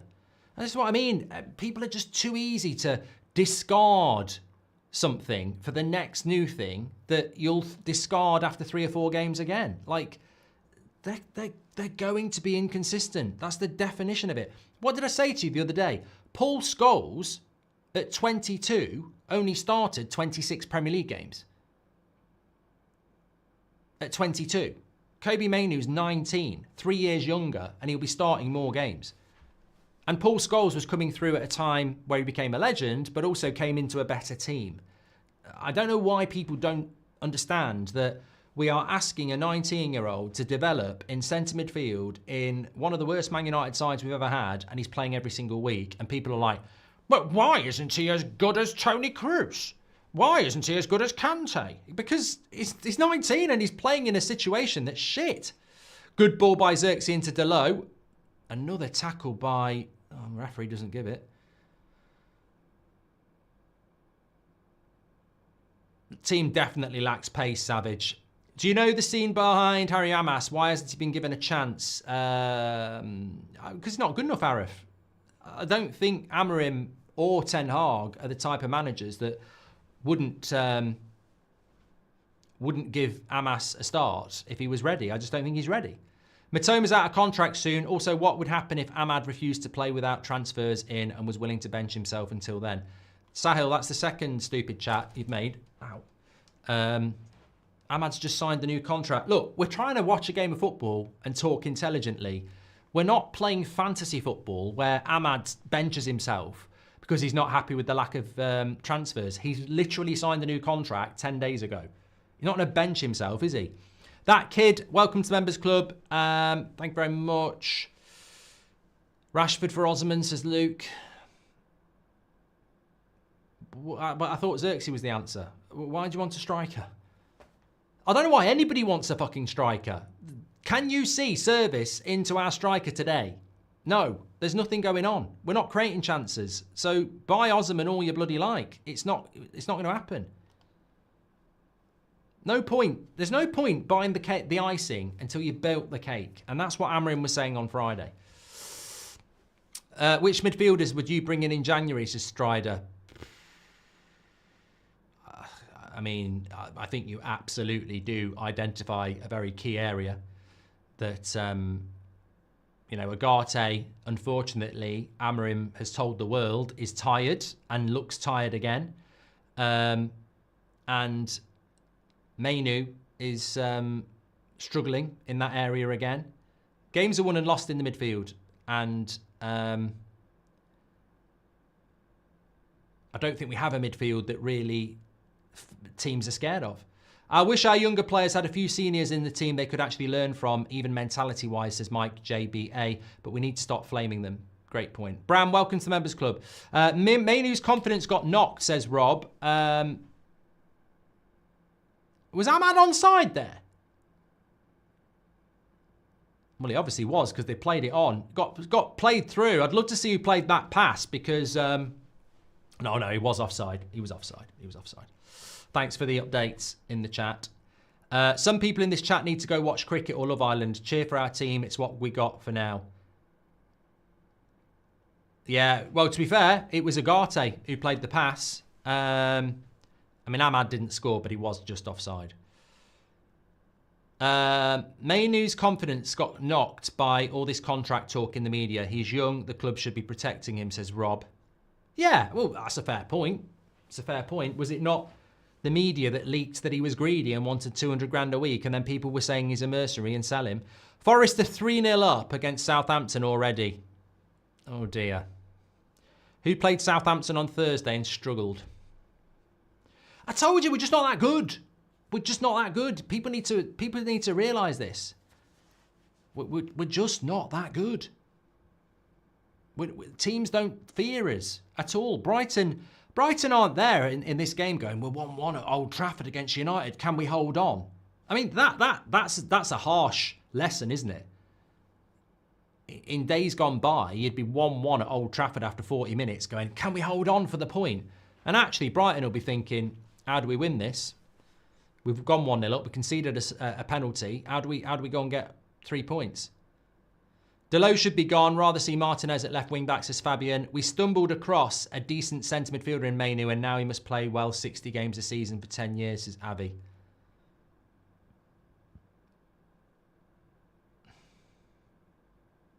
Thanks, Caleb. Great content as always. Keep it up. Thanks, pal.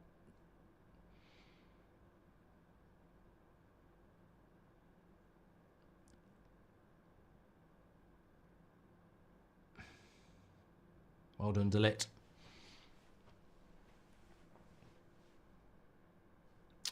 Yeah, still 2-0 to Everton against Spurs. They kicked off at the same time, and Dia got their second one. And then Forest are 3-0 up against Southampton. Anderson, Hudson-Odoi and Wood all in the first half. They also kicked off at 2 o'clock. I've played the game. Saw someone in the chat say that. 3 minutes to go to half time.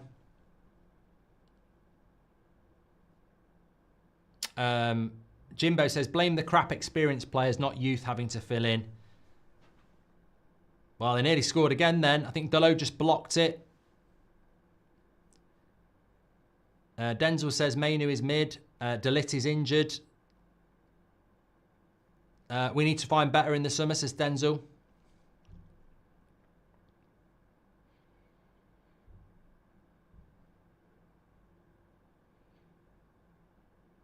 I mean, to be fair, people are saying that Yoro made the mistake there. I think it was Bruno's pass was really bad. Yoro slipped. You shouldn't be slipping in that position, but Bruno plays a really weird pass that Brighton pounce upon, and it ends up being a block by Delow, and they could have scored.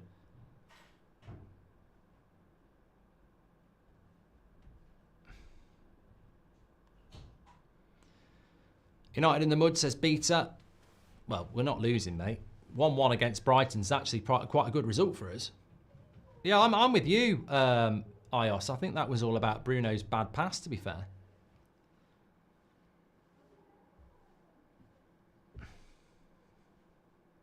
Andy G says, any news on Casemiro leaving? No.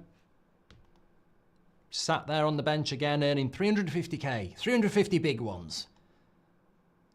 Doing absolutely nothing. Brighton on the attack again. Yoro gets it away. Well done.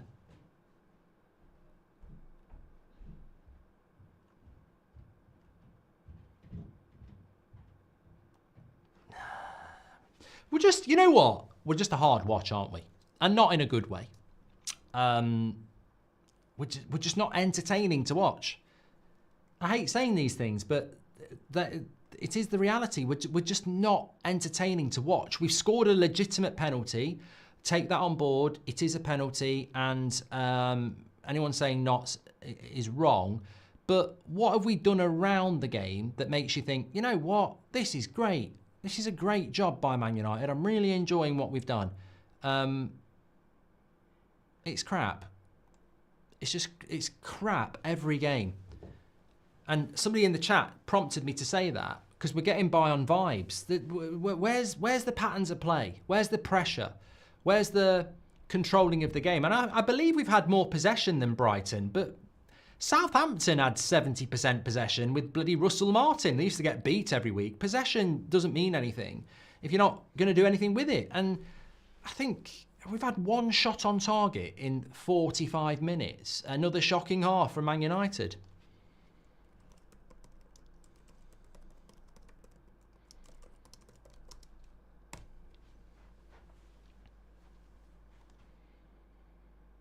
I mean, look, we might scrap a win, and a win's a win, isn't it? And I hope we do.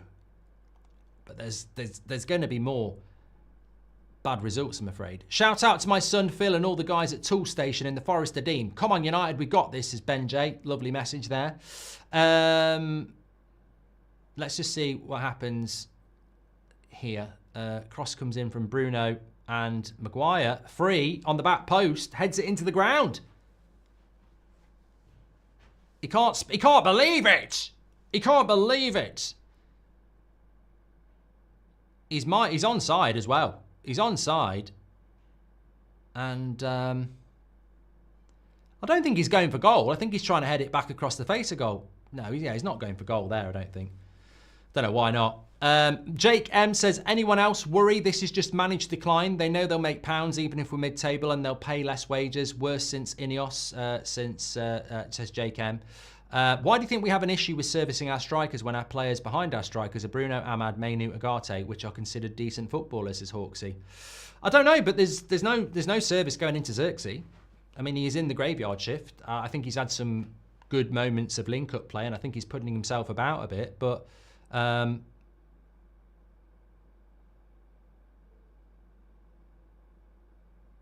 Pedro's gone down in the box. The referee is saying play on. Which side do you think Sir Alex Ferguson will be sitting on Thursday, being an ex-Rangers player, says Alistair.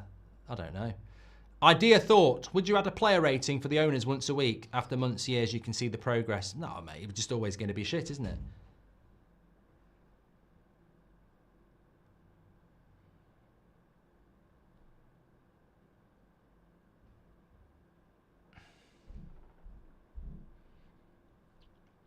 Do you think that was a penalty on Pedro? No.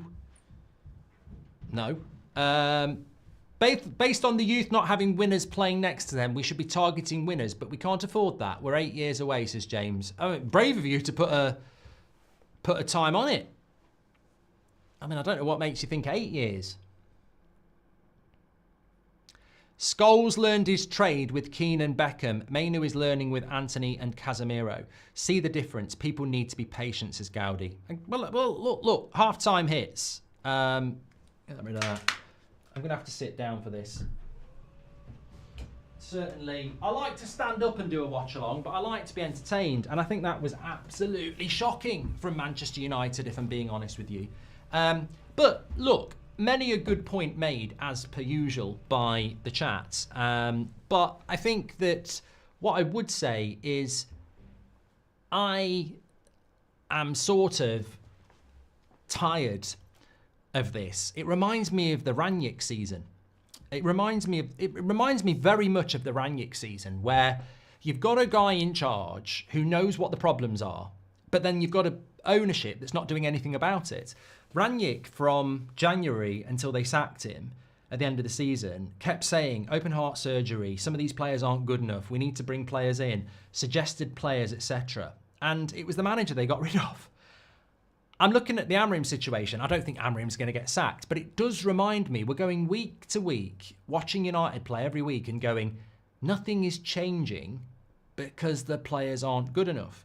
Now, I think there are some naive fans out there that are waiting for things to click because they think Amrim can polish a turd. I think they think one day this team is going to walk out and play like Liverpool or Sporting used to.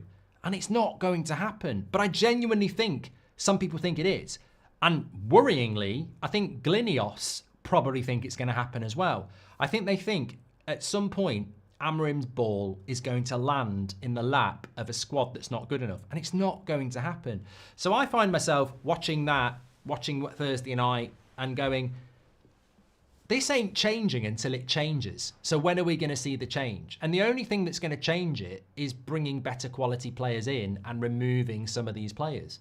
And yet there's no appetite to do it. So I'm sort of watching it going, so are we waiting till the start of next season for any development then? And in which case, what is Amrim doing between now and the end of the season if he's training a squad that he's going to have to break up in the summer? So next season will be like a new season as well because it'll be a new start with new players. I don't really understand what we're doing at the moment. That's my big issue. I don't understand what we're meant to be getting behind because the football is so turgid and slow. We're not creating anything again.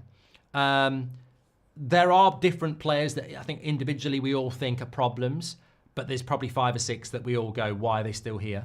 And most of them aren't even playing today. And there's nothing coming in. So even if they brought 1 or 2 players in January that you go, okay, they're going to be part of the future, at least you're going in the right direction. I don't really know what we're meant to be doing because the football's not getting any better. It really isn't, is it? It's not. It's, you know, it's a really tough watch to watch United at the moment. And I think that look, what can't speak can't lie. They've had more possession. We've had 1 shot on target, which was the penalty. We've had no corners. It's Man United at Old Trafford against a mid-table club. And Brighton are a good team, but it's Man United at Old Trafford against a mid-table club. We're creating nothing. And look, I revel in what I was talking about last night because I'll do it again now. 7 years ago, Anthony Martial was getting 1.9 shots per game. 4 or 5 years ago, Cavani was getting 1.9 shots per game. I would imagine when Zirkzee started up front for Man United across his career, he's probably getting about 1.5 shots per game if he's lucky. We don't create anything. Nothing gets created. Look at the stats at half-time. 1 shot on target was the penalty. The other 4 shots, I don't even bloody remember what they were. But we don't create chances. And if you don't create chances, how are we going to score goals? So I'm looking at the team and I'm going, well, Mazraoui and Dalot offer nothing going forward. Mazraoui is too occupied with Matoma and Dalot is a right-footed left-back. So we're getting nothing from them. Mainoo and Ugarte are too deep, although to be fair, that ball from Mainoo into Ahmad was actually quite quick and clever. So it's about Bruno and Ahmad, and there's not a lot going on, is there? We're just very, very bland to watch and slow and uninspiring. I think defensively we're quite good. I do think defensively we're quite good. I think De Ligt, Maguire, Mazraoui, they give me some confidence. But offensively, there's not a lot going on. I don't look at the bench. I don't look at what's happening with Rashford and Casemiro. I don't look at it and go, you know, this is what we need to do. I just genuinely think that until they start bringing some players in, I can't see it getting any better. What do you think of Zirkzee's performance as Jagger? I think it's been good, actually. I do. I mean, I think if you look at Rasmus's performance against Southampton and Arsenal, Zirkzee has put himself about. He has ran the channels, which I think is very important. He has tried to push their defence back, especially when it was 1-0 to them. But chances of him scoring a goal, very low, because I can't see where that's going to come from. But I think he's pressed well. He's been physical. When he's got the ball, he's linked up the play.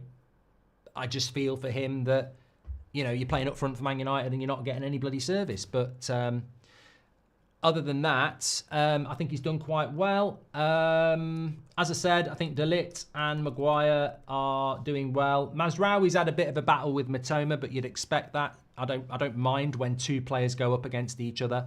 A bit of a battle there. So, yeah. Sorry, I've just got to put the hot water on. And as if by magic,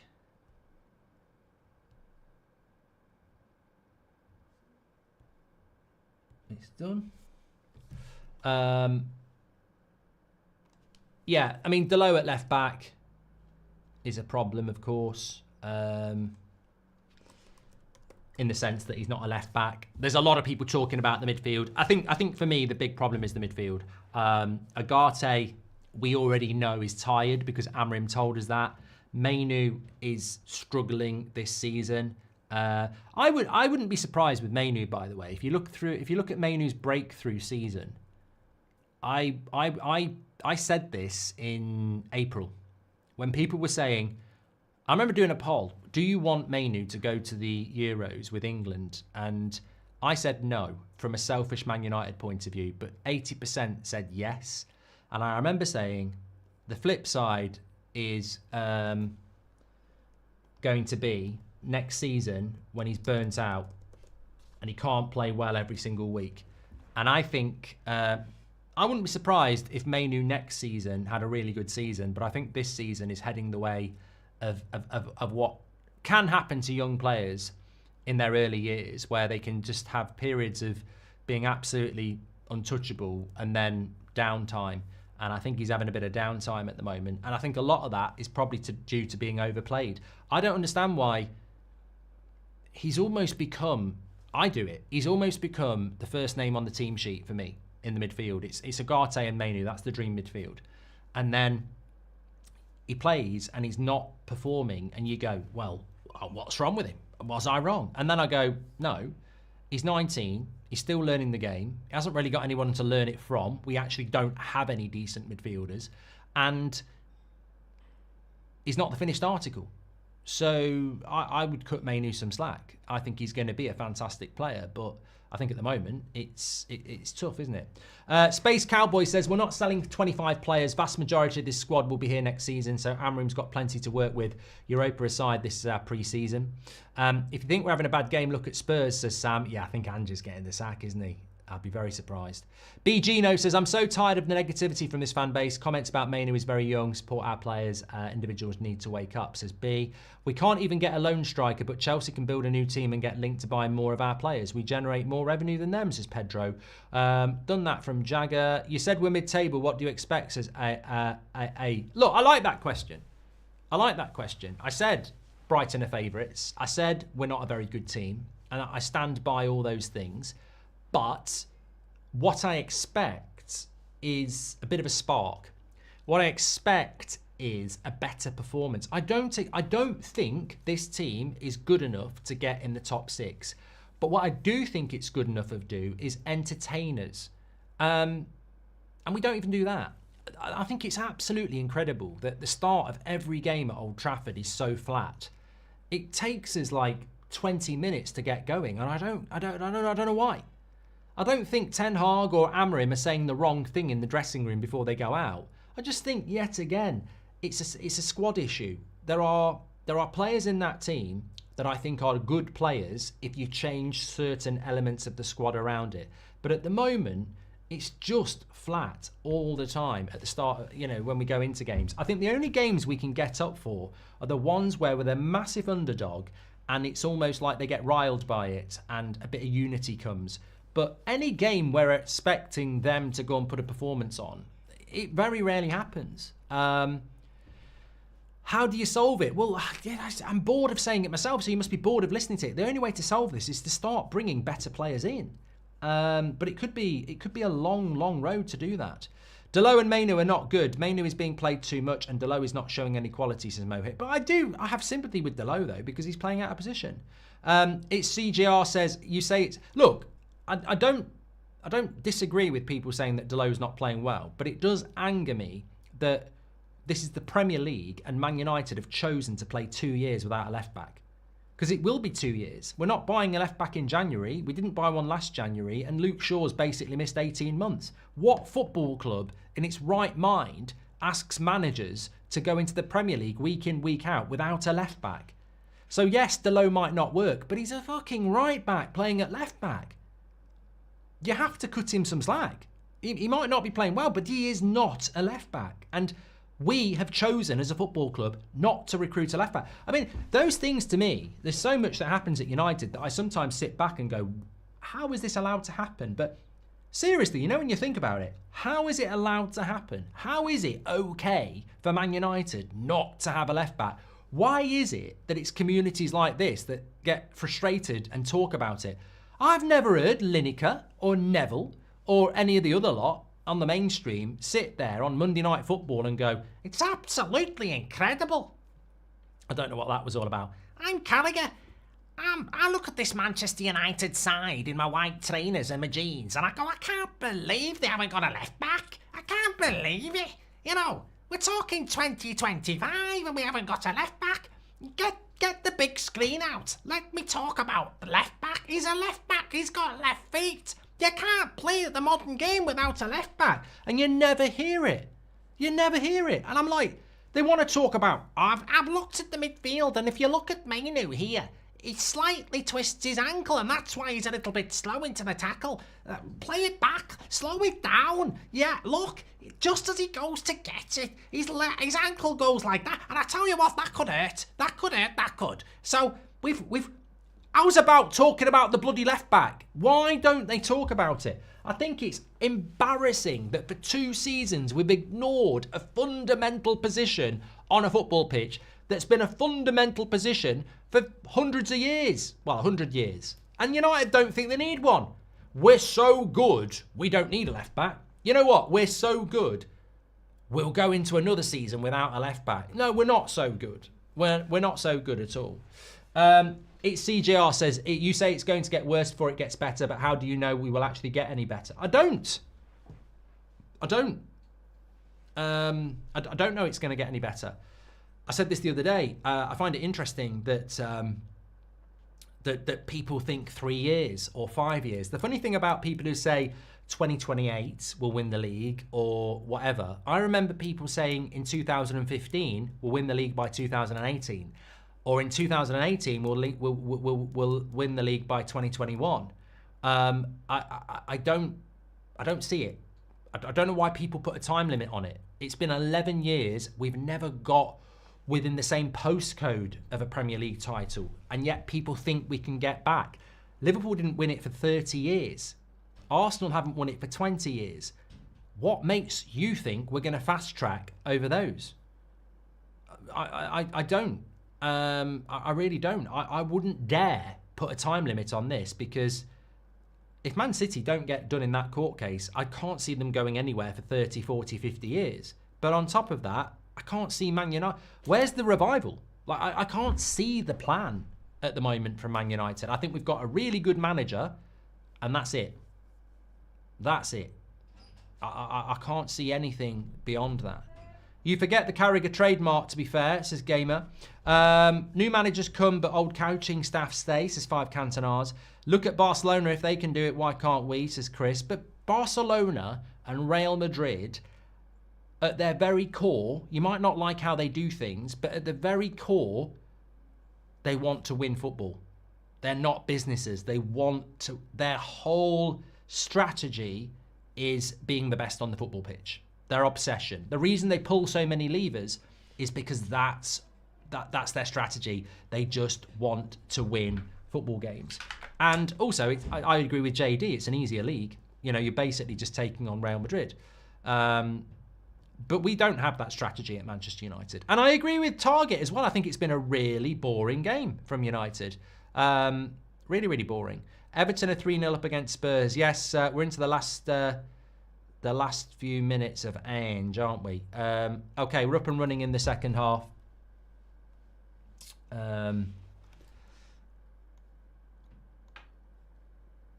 Can United get the win? I hope so. Timer's running, yes. I'm going to stand up again in a minute.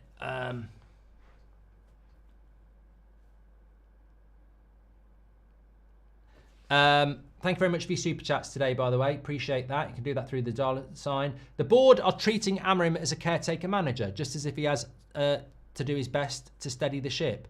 It's a good point, Steve. We can argue and banter all we want until we get the players at Liverpool and City's levels. We will not get out of this, says Chandler. People keep saying Amas, but he's too young, says Shell. Sick of noobs always dissing our young stars, Mark, says Scott Treacher. Zirkzee just works more in this system. Great job you've put into the community, says Danny Esther. Honest opinion on Rashford. Be glad to see him go, says Stan. I don't think Rashford's a terrible player. I've always thought he was a decent player, and I think he can get his career back on track. But I think the biggest criticism of Rashford and Casemiro would be, I don't think if they're on this pitch we're playing any better, and you know, that's why they've got to go, I suppose. Oh, thank you.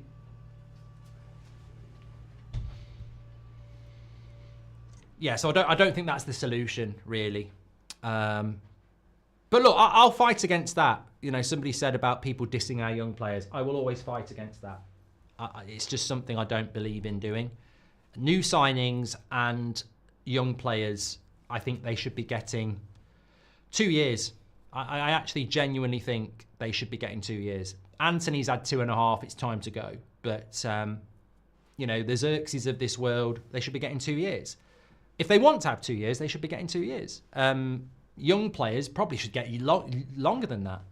No title with these owners, Mark, says Rico.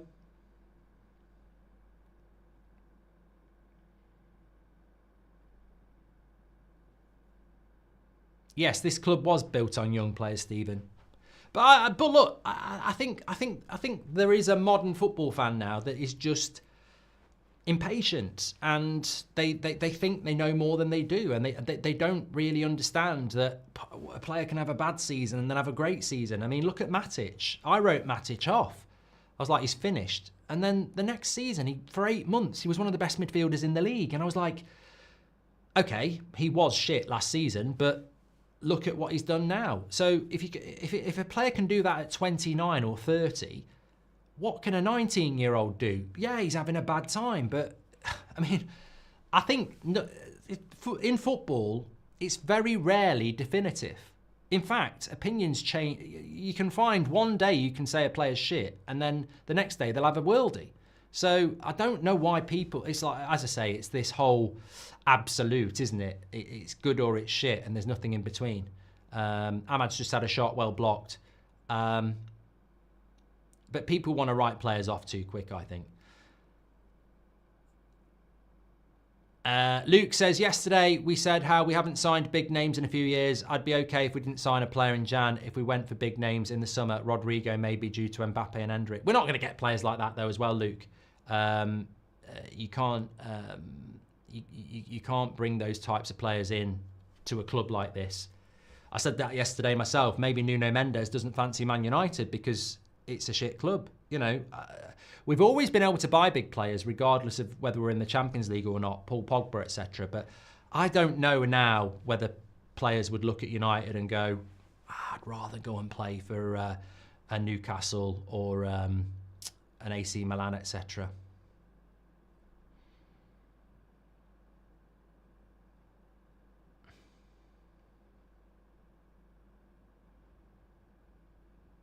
Subs, Mark. I'd be surprised if we don't see Garnacho, Collier at some point. The problem we've got is that on performance, Bruno would be a player that you would consider coming off. But we know that even if Bruno's having a bad game, if you take him off, there's something about his leadership that we get worse. So you can't take Bruno off. So, and you wouldn't want to take Ahmad off. So if you want to bring Garnacho on, you've got to move Bruno into the midfield, or you've got to put Ahmad back to the wing. So, I mean, I don't know. I mean, looking at, would I be making a sub at the moment? I'd be making 4 or 5 transfers rather than 4 or 5 subs. I don't see anything on the bench that's going to change our problem. It's boring. The Chronicles of a Gamer, welcome to the Members Club. Thanks for tuning in. Please do subscribe to the channel, by the way, bottom right-hand corner. I'll tell you what, if we were doing player ratings at the moment, I'm struggling. I'm struggling, really am. Best player on the pitch for Man United? I think De Ligt and Maguire have done well again.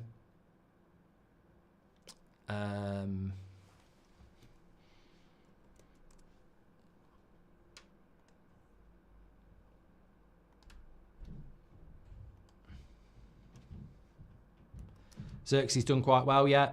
I mean, look, when I say well, I mean this, not shit, not crap. You know, I mean, we're not talking like they've done amazing. I just, yeah. I mean, as I say, it's a struggle. It's a struggle.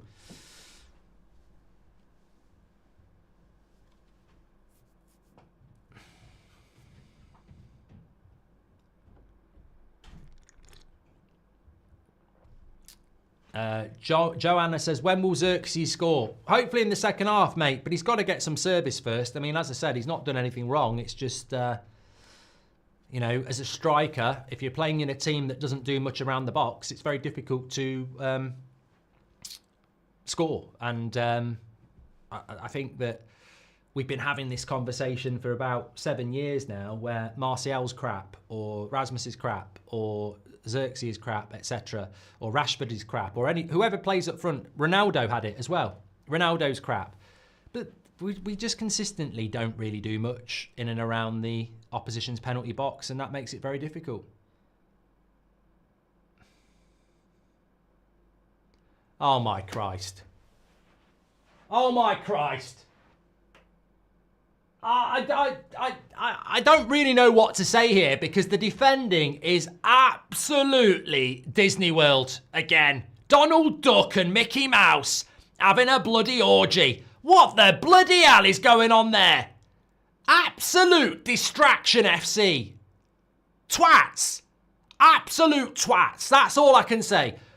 It comes in. They're all onside. Shut up. It's not offside. It comes in. Somebody falls over. I mean, we might get a foul out of it. Somebody does fall over. But I mean, you're not going to get a foul for that. It's crap defending. I mean, look, people are saying Zirkzee. At the end of the day, it is weak, but it's such a rubbish goal to concede. It's absolutely cartoon time. It really is offensive. Sponsored by Disney. Mickey Mouse defending. We're not going to get a foul for that. It's a joke. It's an absolute joke. If we get away with it, fair play. But, yeah, crap defending again.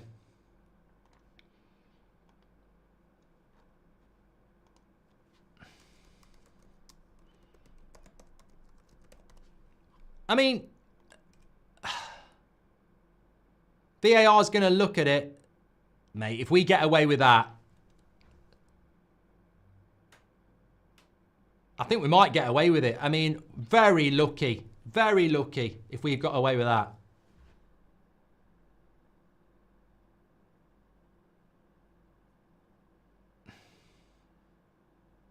I think we've got away with it. We've got away with it. VAR's going to review it.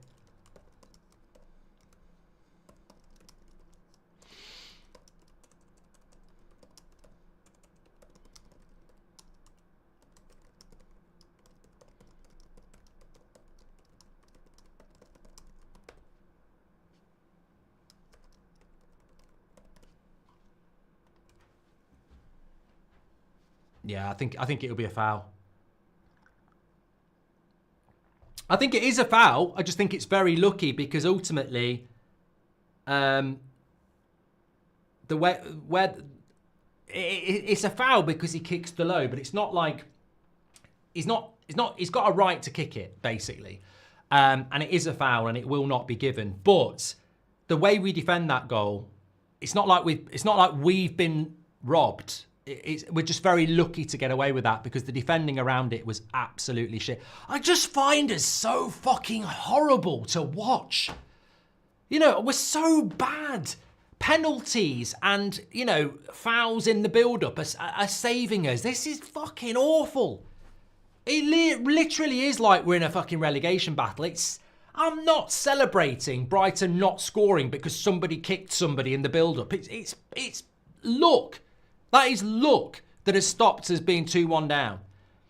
Penalty has got us back level. It's crap. We should be creating 6 or 7 chances each half at Old Trafford. It's so bad. It's so embarrassingly bad. I'm not celebrating that Brighton aren't winning because it's embarrassing. Absolutely embarrassing. I'm embarrassed of this. I can't.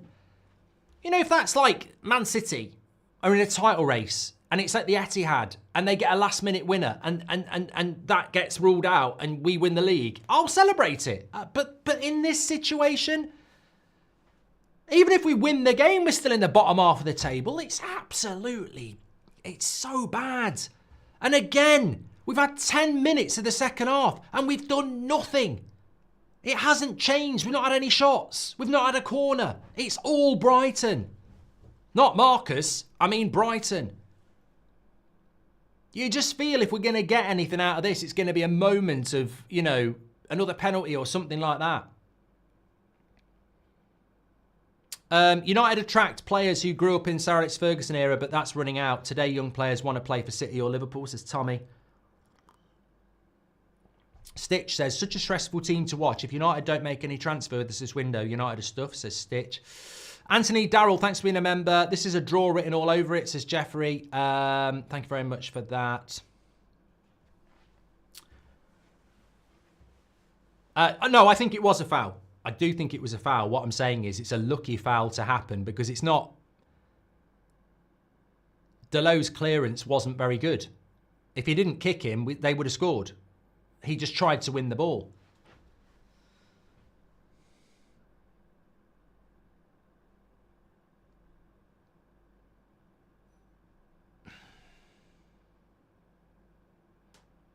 Brighton do draw a lot of games, though. I think they've drawn more games than anybody. Yeah, SD93, I'm not reading your super chat, so that's probably why it got missed. It's filth. I really hope that Donald Duck and Mickey Mouse are okay, says Howder. I don't remember what I said. I'm not responsible for my actions when I lose it.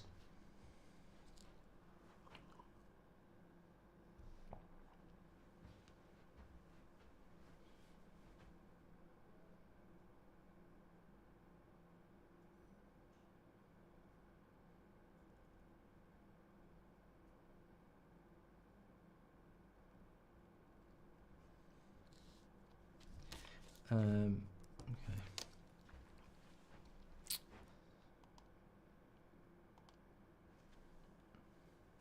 Chance for United to put a cross into the box.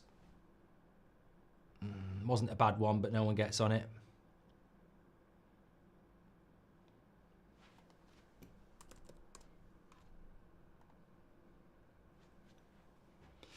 Time for subs, says Renji. What subs would you make? What subs would you make? I don't know what subs I would make. Collier for Mainoo. Get a bit of energy in there, but he'd probably take Agate off.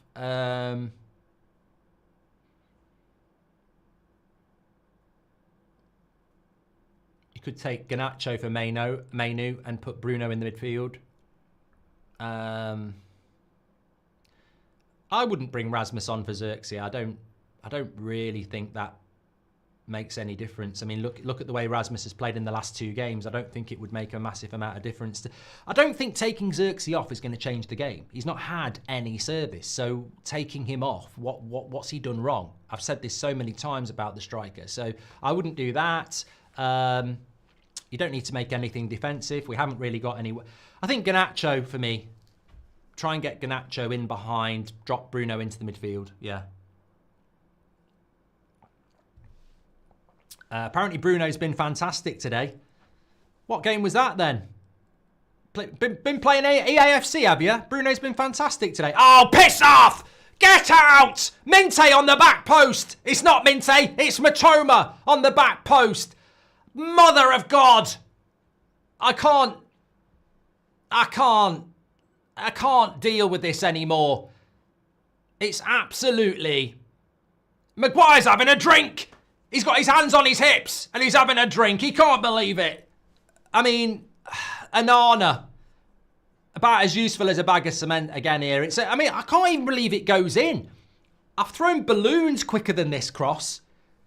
Break from the midfield though again. Look at Mainoo and Agate there. Nowhere near it. And the cross comes in.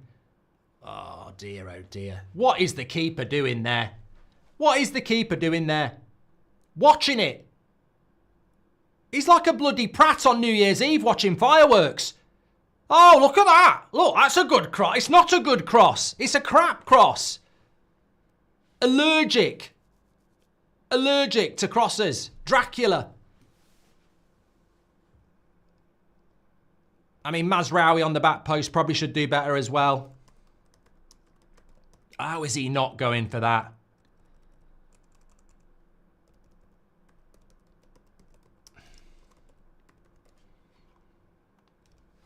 Actually, I have heard that they're going to do, and you know, there was a really good film. I can't remember what it was called. It might have been called Dracula. Gary Oldman played Dracula. And apparently the Disney Channel, who were sponsoring Man United because of our Mickey Mouse defending, they want to do a new Dracula film. And the favourite to get the job is Onana. They think he'd be perfect because he's allergic to crosses. Crap. Absolute crap. It's what Brighton deserve. This is... You know what? This has been absolutely rubbish today. Rubbish. It's embarrassing. We're shit. Who was the prat who was talking about Bruno having a good game as well? Mate, have you just been to prison for 10 years in a room that's got no windows and you're looking at concrete walls for 10 years? If you think that's a good performance from Bruno, for fuck's sake, you've had a very, very boring life. Bloody hell. Bruno's been brilliant today. What are you watching? And I'm not picking on Bruno, by the way. I'm just saying, nobody's been brilliant today. We've had one shot on target. One shot on... Frame it! One shot on target and no corners. We've had an hour at Old Trafford.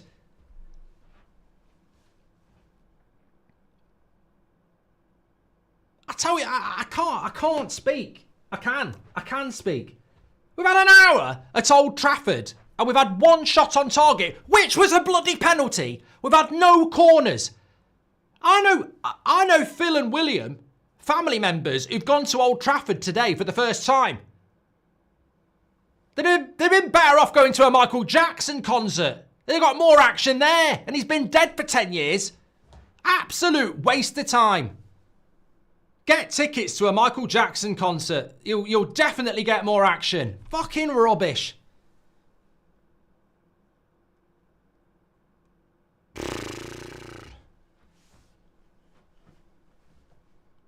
I don't. We may as well. I tell you what. I've got an idea. I've got a good idea. Why don't we sack the manager and try and get another manager to work with this shit?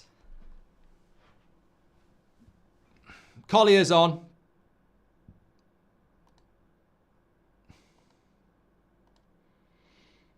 Mainoo off.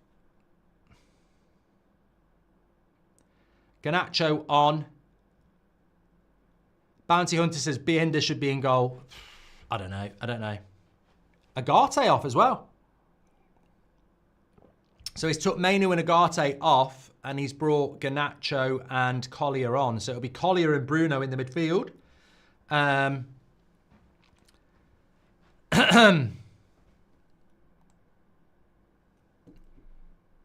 Broy says it's actually harder not to come for that cross.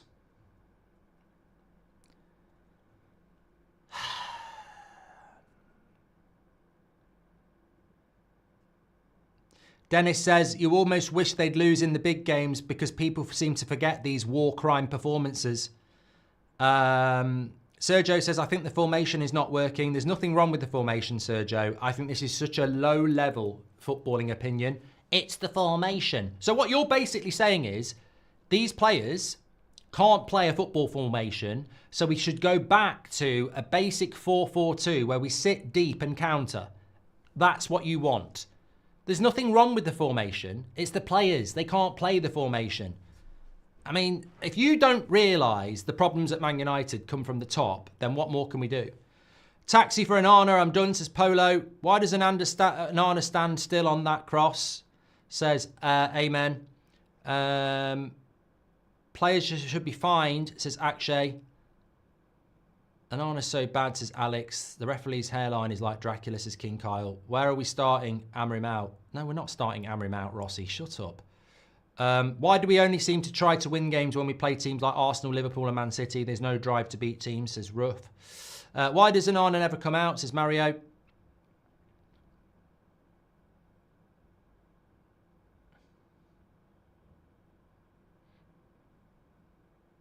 We haven't drawn a game against Brighton in the Prem, so there's no retreat. Ineos out and Qatar out, so 7-inch destroyer. Took Arteta 2 years and loads of calls for him to be sacked before they had any sort of team. Believe in the process, as Mark Hill. And Irish, I was drunk, says, I love United, but I stopped letting them bother me.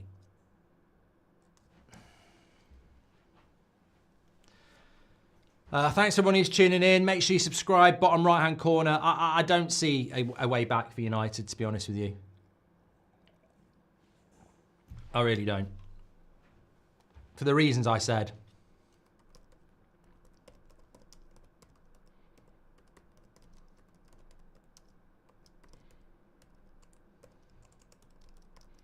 And one shot on target and we've had 65 minutes.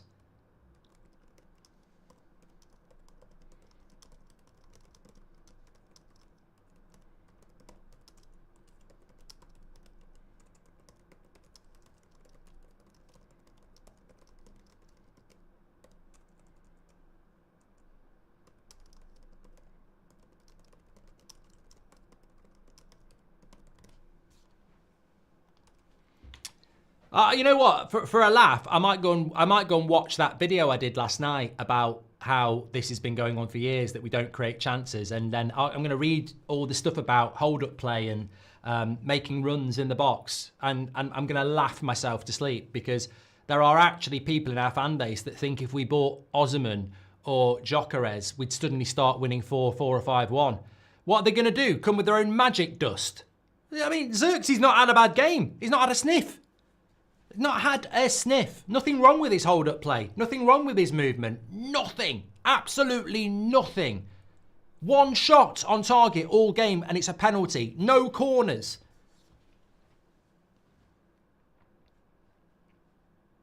Incredible. No transitions to forwards players yet again. Doesn't matter whether it's Zirkzee or Rasmus. No shots for the striker or balls into areas. No control of the game at home, says Dan. We've been absolutely terrible. Lack of knowledge in the chat, says Chronicles of a Gamer. Not a single one of these players deserves to wear the shirt. I disagree, Ollie. I don't actually have a problem with a few of those players that play for Man United. The problem is the owners will not remove certain players and replace them. So we're just using the same squad that Ten Hag used. And that's not going to work. We absolutely had to do stuff in this January transfer window, and we've not done it. Sean says, I prefer Collier to Mainoo. I watch Mainoo. He struggles to run from the first minute. He's slow. If that weasel Jim don't buy in January, protest needs to start again. I absolutely agree with you on the protest sort of stuff. I mean, if there is a United fan out there that thinks this is going to get better without recruitment, and thinks it's going to start getting better without recruitment, then they're an absolute fool.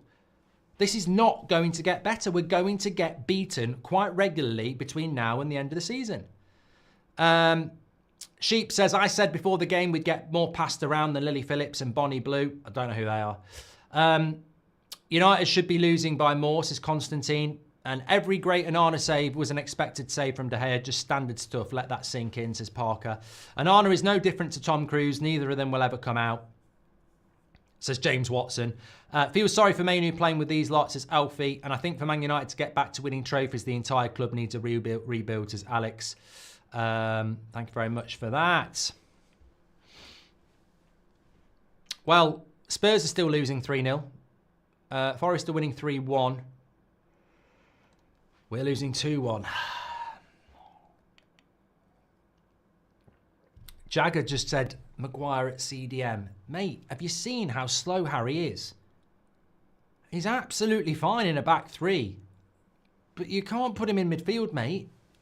It would be horrible. Hyen says, we'll win the Europa League though, Mark. Yeah, I mean, look, I've got to live by that, but I actually thought we were better than we are. I can't believe how bad we are. Mazraoui's hurt, says perimeter. There's a Brighton player down in the box. In the goal, actually.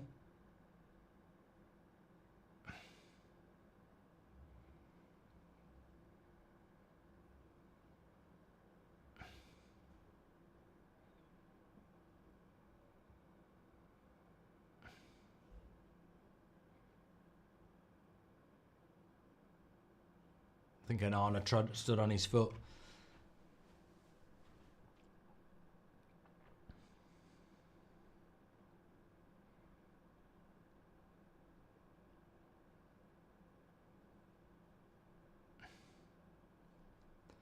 City are going to buy 6 players and United are begging clubs to loan our overplayed players. That tells the tale, says give it to Mikey. I don't know about Mazraoui. Keep an eye on that. He looks all right. Waiting for this corner. The problem of 2 goals is Onana does not come out, says Osvaldo. We're lucky we're not in a relegation zone. I think if Southampton had put their chances away in the first half on Thursday and beat us, I actually might have started to think about relegation. We should be able to just steer clear of it. But having said that, where's the next win coming from for Manchester United? You know, you say we're not in a relegation battle and it sounds absolutely preposterous to put us into one. But I don't think there'll be many teams in the Premier League at the moment that look at Man United and go, you know what, I wouldn't fancy playing them. I'm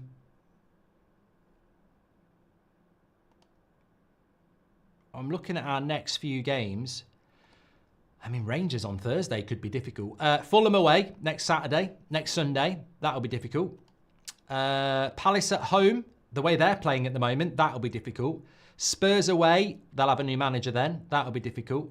Everton away, well, again, it's hard. It's hard. I look at the fixture list these days and I don't know where the next win comes from. I mean, Southampton at home was a struggle. So there is no game easier than Southampton at home. If Southampton at home is a struggle, then what chance have you got? Brian says, problem is players' mentality is different from coaches' mentality. Ironically, we need Anthony to come on, says Notorious. Cheers for the content, Mark. Helps with the therapy, says Red. And Jocelyn says, we are a disgrace to watch. Keeps their play in our half and presses high in our half when we have the ball. We can't press or play quick 1-2s. So surely a 4-4-2 would help us better than this crap, says Rossi. But why? Why? What's the point in bringing in a new manager with a new formation and into a shit team, and then in the new formation, the shit players can't play it? Why would you go back? You've got to stick with it.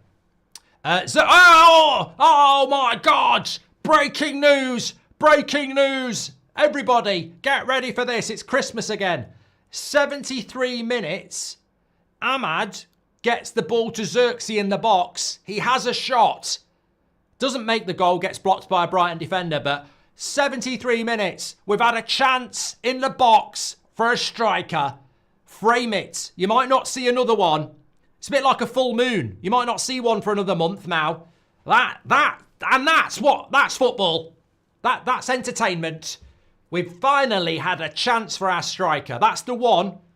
Just needs another one, and he's had 2 in one game. Oh, don't get greedy, Zirkzee. Don't get greedy.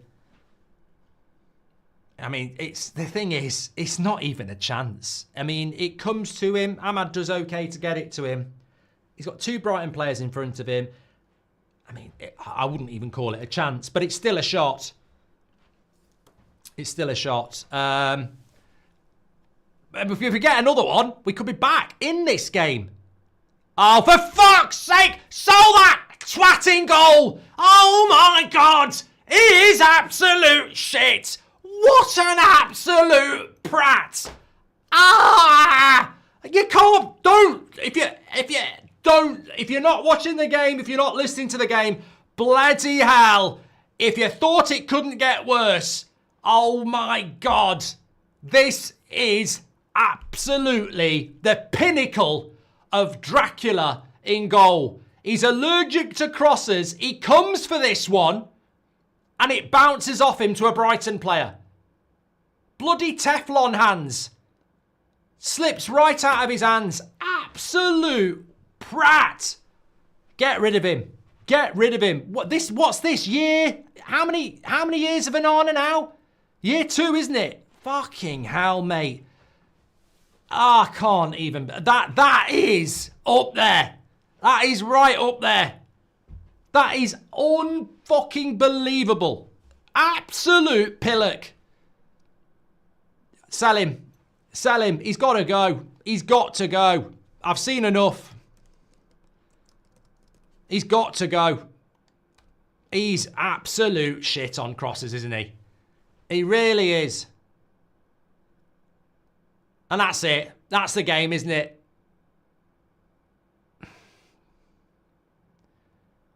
Fucking hell.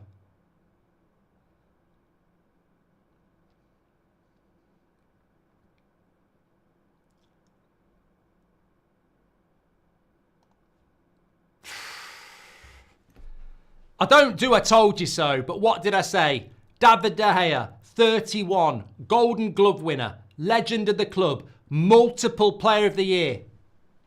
We let him walk out the door for nothing to spend 50 million on that, who cost us being in the Champions League last year and costs us every fucking month because he's allergic to crosses. I mean, who buys a bloody goalkeeper who is allergic to crosses? It's like a porn star being allergic to fucking rubber. What a waste of time. Absolutely ridiculous. Ridiculous. I've never known a goalkeeper like it. He's terrible on crosses.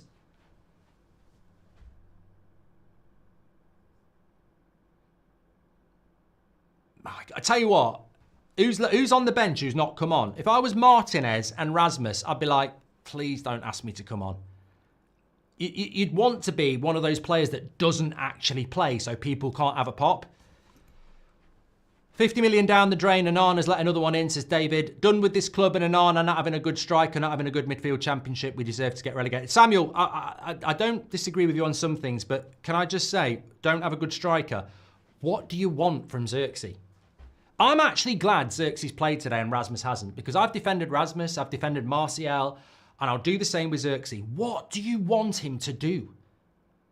Like, he's not actually... He's had a bad game, but he's not had a bad game because he's a bad player. He's had a bad game because as a striker, if you don't get service, you're not going to have a good game. What do you want Zirkzee to do? He actually is the sort of player that can take people on. What do you want him to do? Run to the halfway line, get the ball and skip past 6 players and put it in the top corner. There's nothing going into him. Nothing's happening. We've had one shot on target in 78 minutes.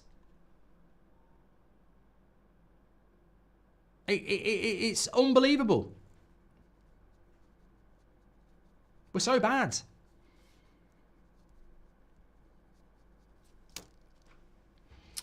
Yeah, Onana's got to go. I mean, I would imagine Binder will start against Rangers, and if he can have a good game, he should finish the season. Every idiot needs to be sold except for Yoro, Delit, Agate, Ahmad and Mainoo, says Richard. Onana is as useful as a leaf blower in a tornado, says Richard.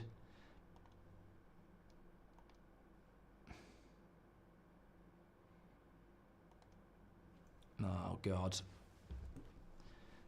When my admin's sending me a clip of me reacting to a goal, I think it's going to be a bad one.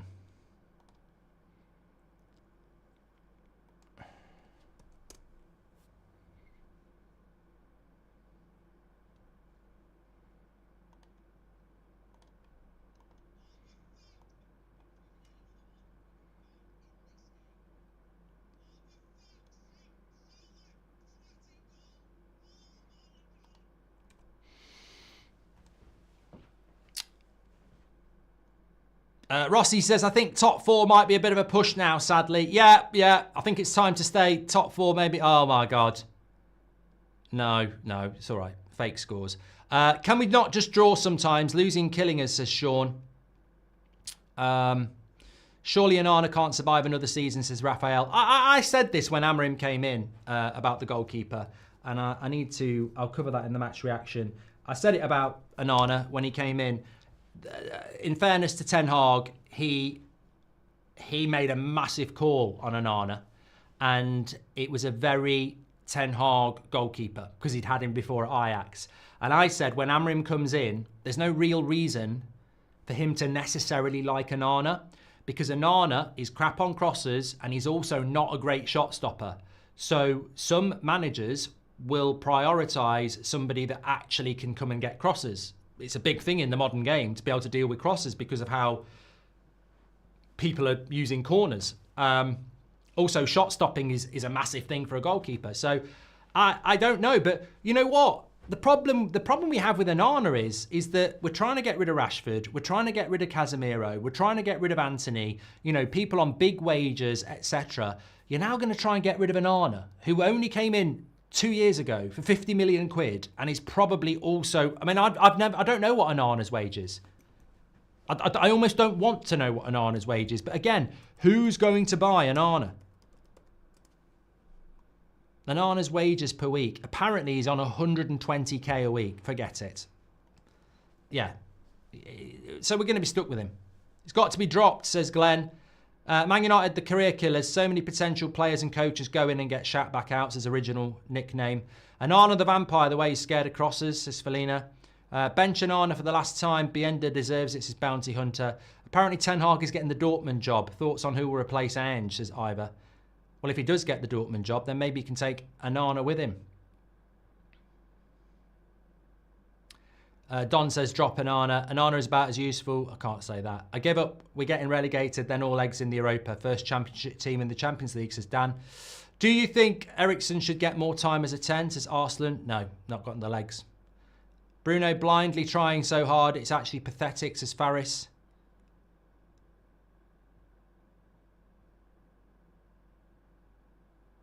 Bouncing around the box.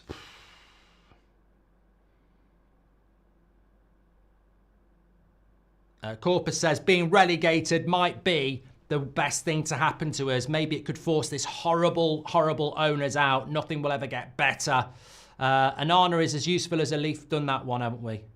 And Anthony's coming on from Mazraoui. Mate, look, honestly, there'll be a few people here who are very pissed off and very angry. I mean, he's brought Rasmus on. What? I wouldn't want to come on. Rasmus for Zirkzee, why? Zirkzee goes off frustrated. I feel sorry for him. I genuinely feel sorry for him. I mean, what's he supposed to do? Run around for fuck all. But look, I said this a long time. Long time.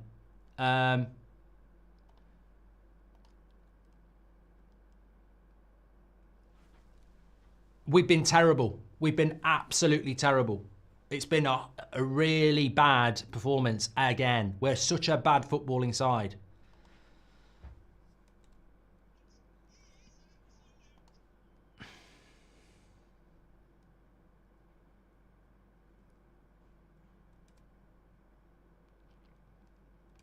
Thanks everyone who's tuning in, by the way. Apparently we're only 100 subscribers away from 25,000, so please do subscribe, get involved. We've got our match reaction coming up after this. Lots to discuss. Player ratings as well. Subscribe bottom right hand corner, and you can do your player ratings through the link in the video description. I don't know.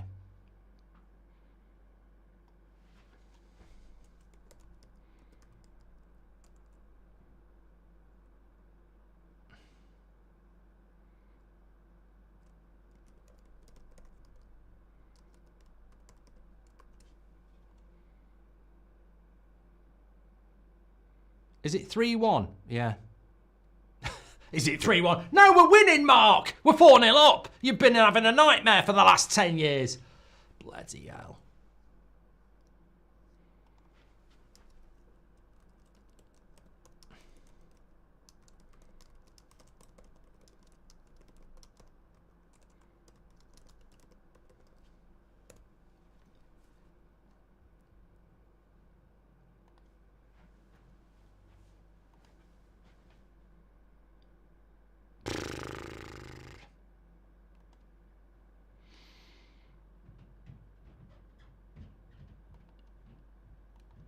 Who put that cross in there?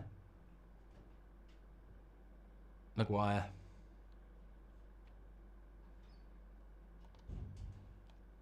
Too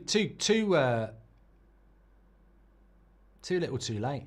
Amram should just play the youth team from now on. He might actually get a decent performance, as Adrian. I hope the David agenda was worth it, says Lazarus. Yeah, well, a lot of people forced David De Gea out, didn't they? Because they wanted a ball-playing goalkeeper. You got your ball-playing goalkeeper, you hipsters. Unfortunately, he can't come for crosses, and his shot-stopping's average. But you got your ball-playing goalkeeper. I mean, we weren't going to get back into this game, but you're not getting back in at 3-1. And that was, I mean, that's just killed the game. You can't. Is it good that we lost? Reality check for Ineos as weekend getaway. How soon before Amram starts greying or balding, says Red Devil. United and Spurs are getting relegated, says Joey. Yeah, it's not going to happen. Can't see us beating Rangers as well. It's going to be tough. It's going to be tough. David Sherwin says, and they think no incomings is unacceptable. Player ratings is in the video description. Mark every player out of 10, 6 being the average. I tell you what, you're going to really struggle to come up with a man of the match. Because I'm struggling. I've got a bloody clue again. Josh Burke says, sorry for this, Dennis. On behalf of these fans, rest in peace. What did I say before the game? That's it's a great point, but I said it before the game. Don't think things like that are going to inspire this. Philip's not happy putting in a performance like this on Dennis Law's tribute game. Sell them all, says Jay. Good weekend until I watch Man United, says Wesley.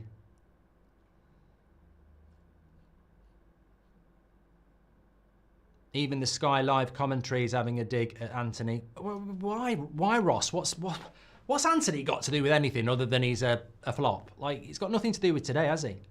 Look back, since De Gea left, we have totally dropped off on the table and points. The last third has been a problem for so long. We need creators, says Andres. And good point here, actually, from Eden. He says, is Onana even such a good ball player? Francois says, imagine paying a minimum of £65 to watch Onana. And Nicholas Brennan says, I'm trying to find positives here. Maybe a season out of Europe will be good for us to build a system. Can't expect a player to adopt a system in 90 minutes, says Nicholas. Do you think Maguire has got a chance to go to the World Cup, says Dan? I think he'll be back in the squad in March, yeah.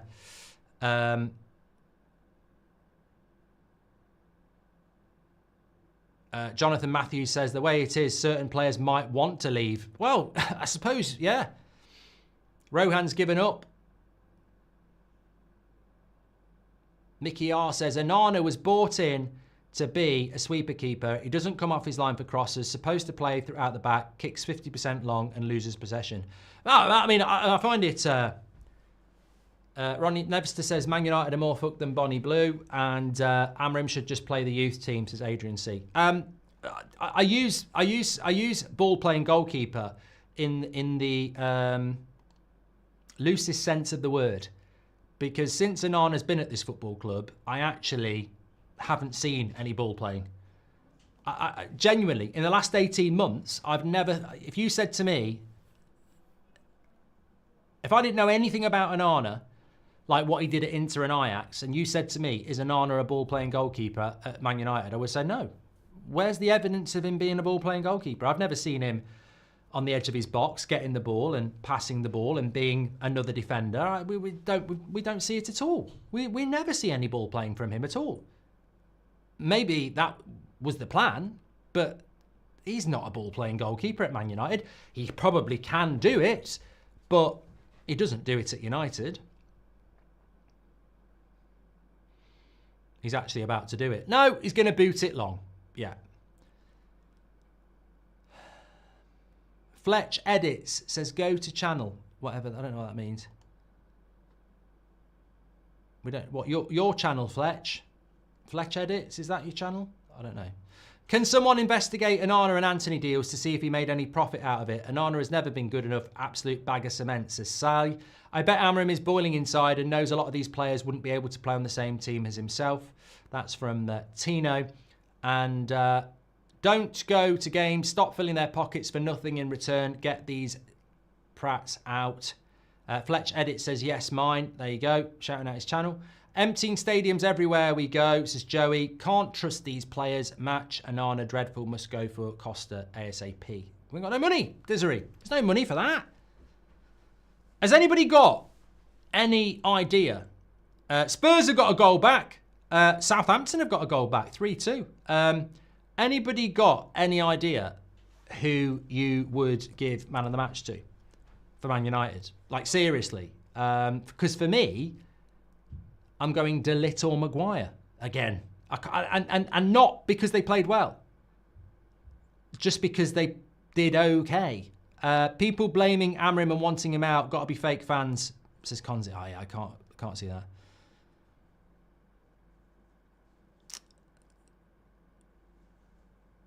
Some people in the chat are saying Zirkzee.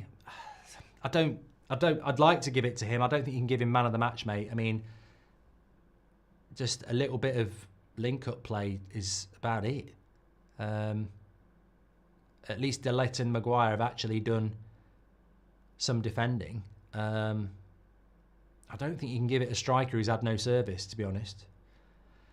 Screw this, I'm watching Lord of the Rings, says Flight. And Patrick Lynch says, the scary thing is, the only one being damaged by this is Amrim, the way things are going. I said this. I think it's a great point.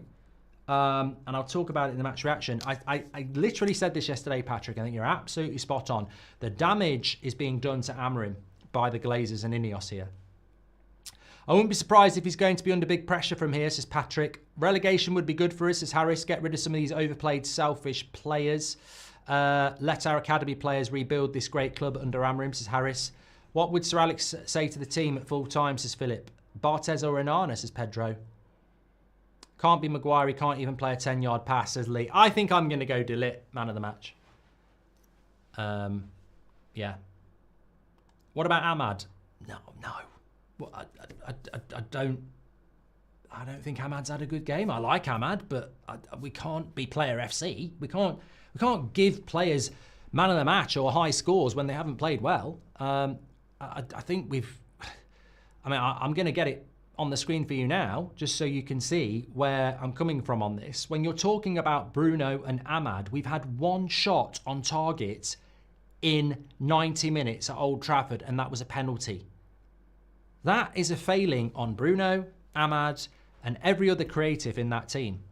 They haven't created or had one shot on target in this game that's not been given to them by a referee. Our best assister in this game is the bloody ref. He's our most creative player. Harry says, I've never seen Mark so chilled out when we're losing. Because you know what, mate? I said yesterday, we're going to lose a lot of games between now and the end of the season, and I don't see any progress coming from the top. So if United are going to keep dishing out the team I've been watching all season for the rest of the season, this is what we're going to see. I'm not going to see any change. It won't happen. We're going to keep seeing this week in, week out. We're going to keep getting beat week in, week out. What am I screaming and shouting about? Oh, we're not good enough. We're not creating chances. I did a video last night saying we don't create chances. And people were going, it's not that. It's the movement of Rasmus. And I said, it's been going on for 7 years. He's only been here for 6.5. No, you're wrong. It's about link up. It's about being link up play and movement. It's nothing to do with that. Zirkzee actually did quite well today. 0 service. Because there is no service. And all those people who got in the comments of that video yesterday, you look like right prats. Because we've had one shot on target and it came from a fucking penalty. And Zirkzee actually did quite well, but had no service. It's embarrassing. It's absolutely embarrassing. We've got a coach who is one of the most creative coaches in Europe in the last 2 years. He can't get them to do anything. It's going to get worse once the new stadium breaks ground. Wenger spent the next 10 years blaming it for the lack of Trent suspense, says Avi. Most of the idiots wishing relegation on the club don't even realise the consequences. The club will go into administration, says Sahaj. You really have to look at the depth of our team, says PJ. And Maguire, surely not 4. No, we've cleared it. Rasmus wants all this service, but when he gets the service, what are you talking about, Braden? I didn't even know Rasmus was on the fucking pitch. What's that got to do with losing 3-1 to Brighton? Man of the match for Brighton is Onana. I mean, did Onana play the ball to the opposition today? So yeah, I guess they're not wrong, says Manish. And talking of crosses from the wing, we do none, says No Retreat, No Agenda. Bienda for net rest of the season, can't be any worse, says Daniel. Keep the manager, says Linda. And man of the match is the player who changed the game the most. Onana, says Doc. Sub to me, says Fletch. Thank you very much.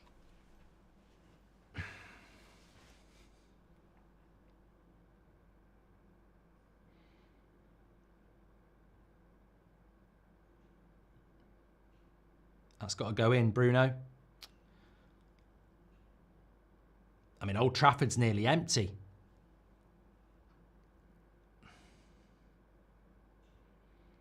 Faris says, the day Qatar lost the deal is the day the club lost. And if we don't start Bienda next game, then hammer him out, says Harris.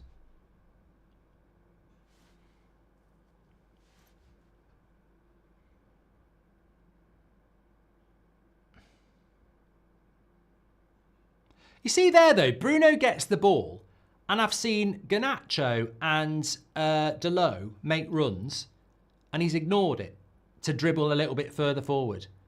Just play the fucking pass.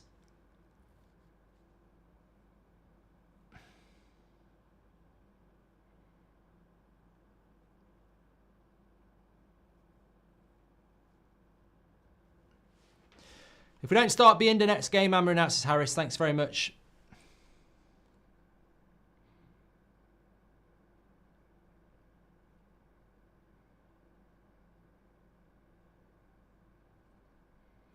Garnacho got to learn to make that one last pass, says Uncle. It's like pre-season till the end of the season, says Sudda. We got worst, says Sully. And do you think Amrin needs to change the formation for a few games? I think if he changes the formation, he may as well leave, Bing. What's the point? You know, if I go into a job with new ideas that get me the job and then it's not working and I go, let's go and do it like the previous guy, I may as well walk out the door because I'm not me. He won't do that. Amrin, man of the match for me, just saying, staying entire match, says Thomas.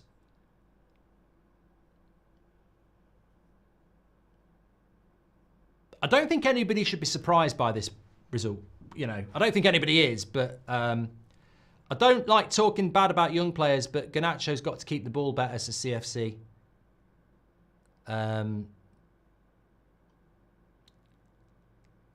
don't think Garnacho is the reason we've lost this game, mate. I mean, he didn't even start it, did he? I mean, look, go where you want to go, but if you're one of those people that are trying to pin this on one player, I mean, even Onana, it's not going to change anything. If you change the goalkeeper, we're not going to suddenly start creating chances, are we? Unfortunately, you know, if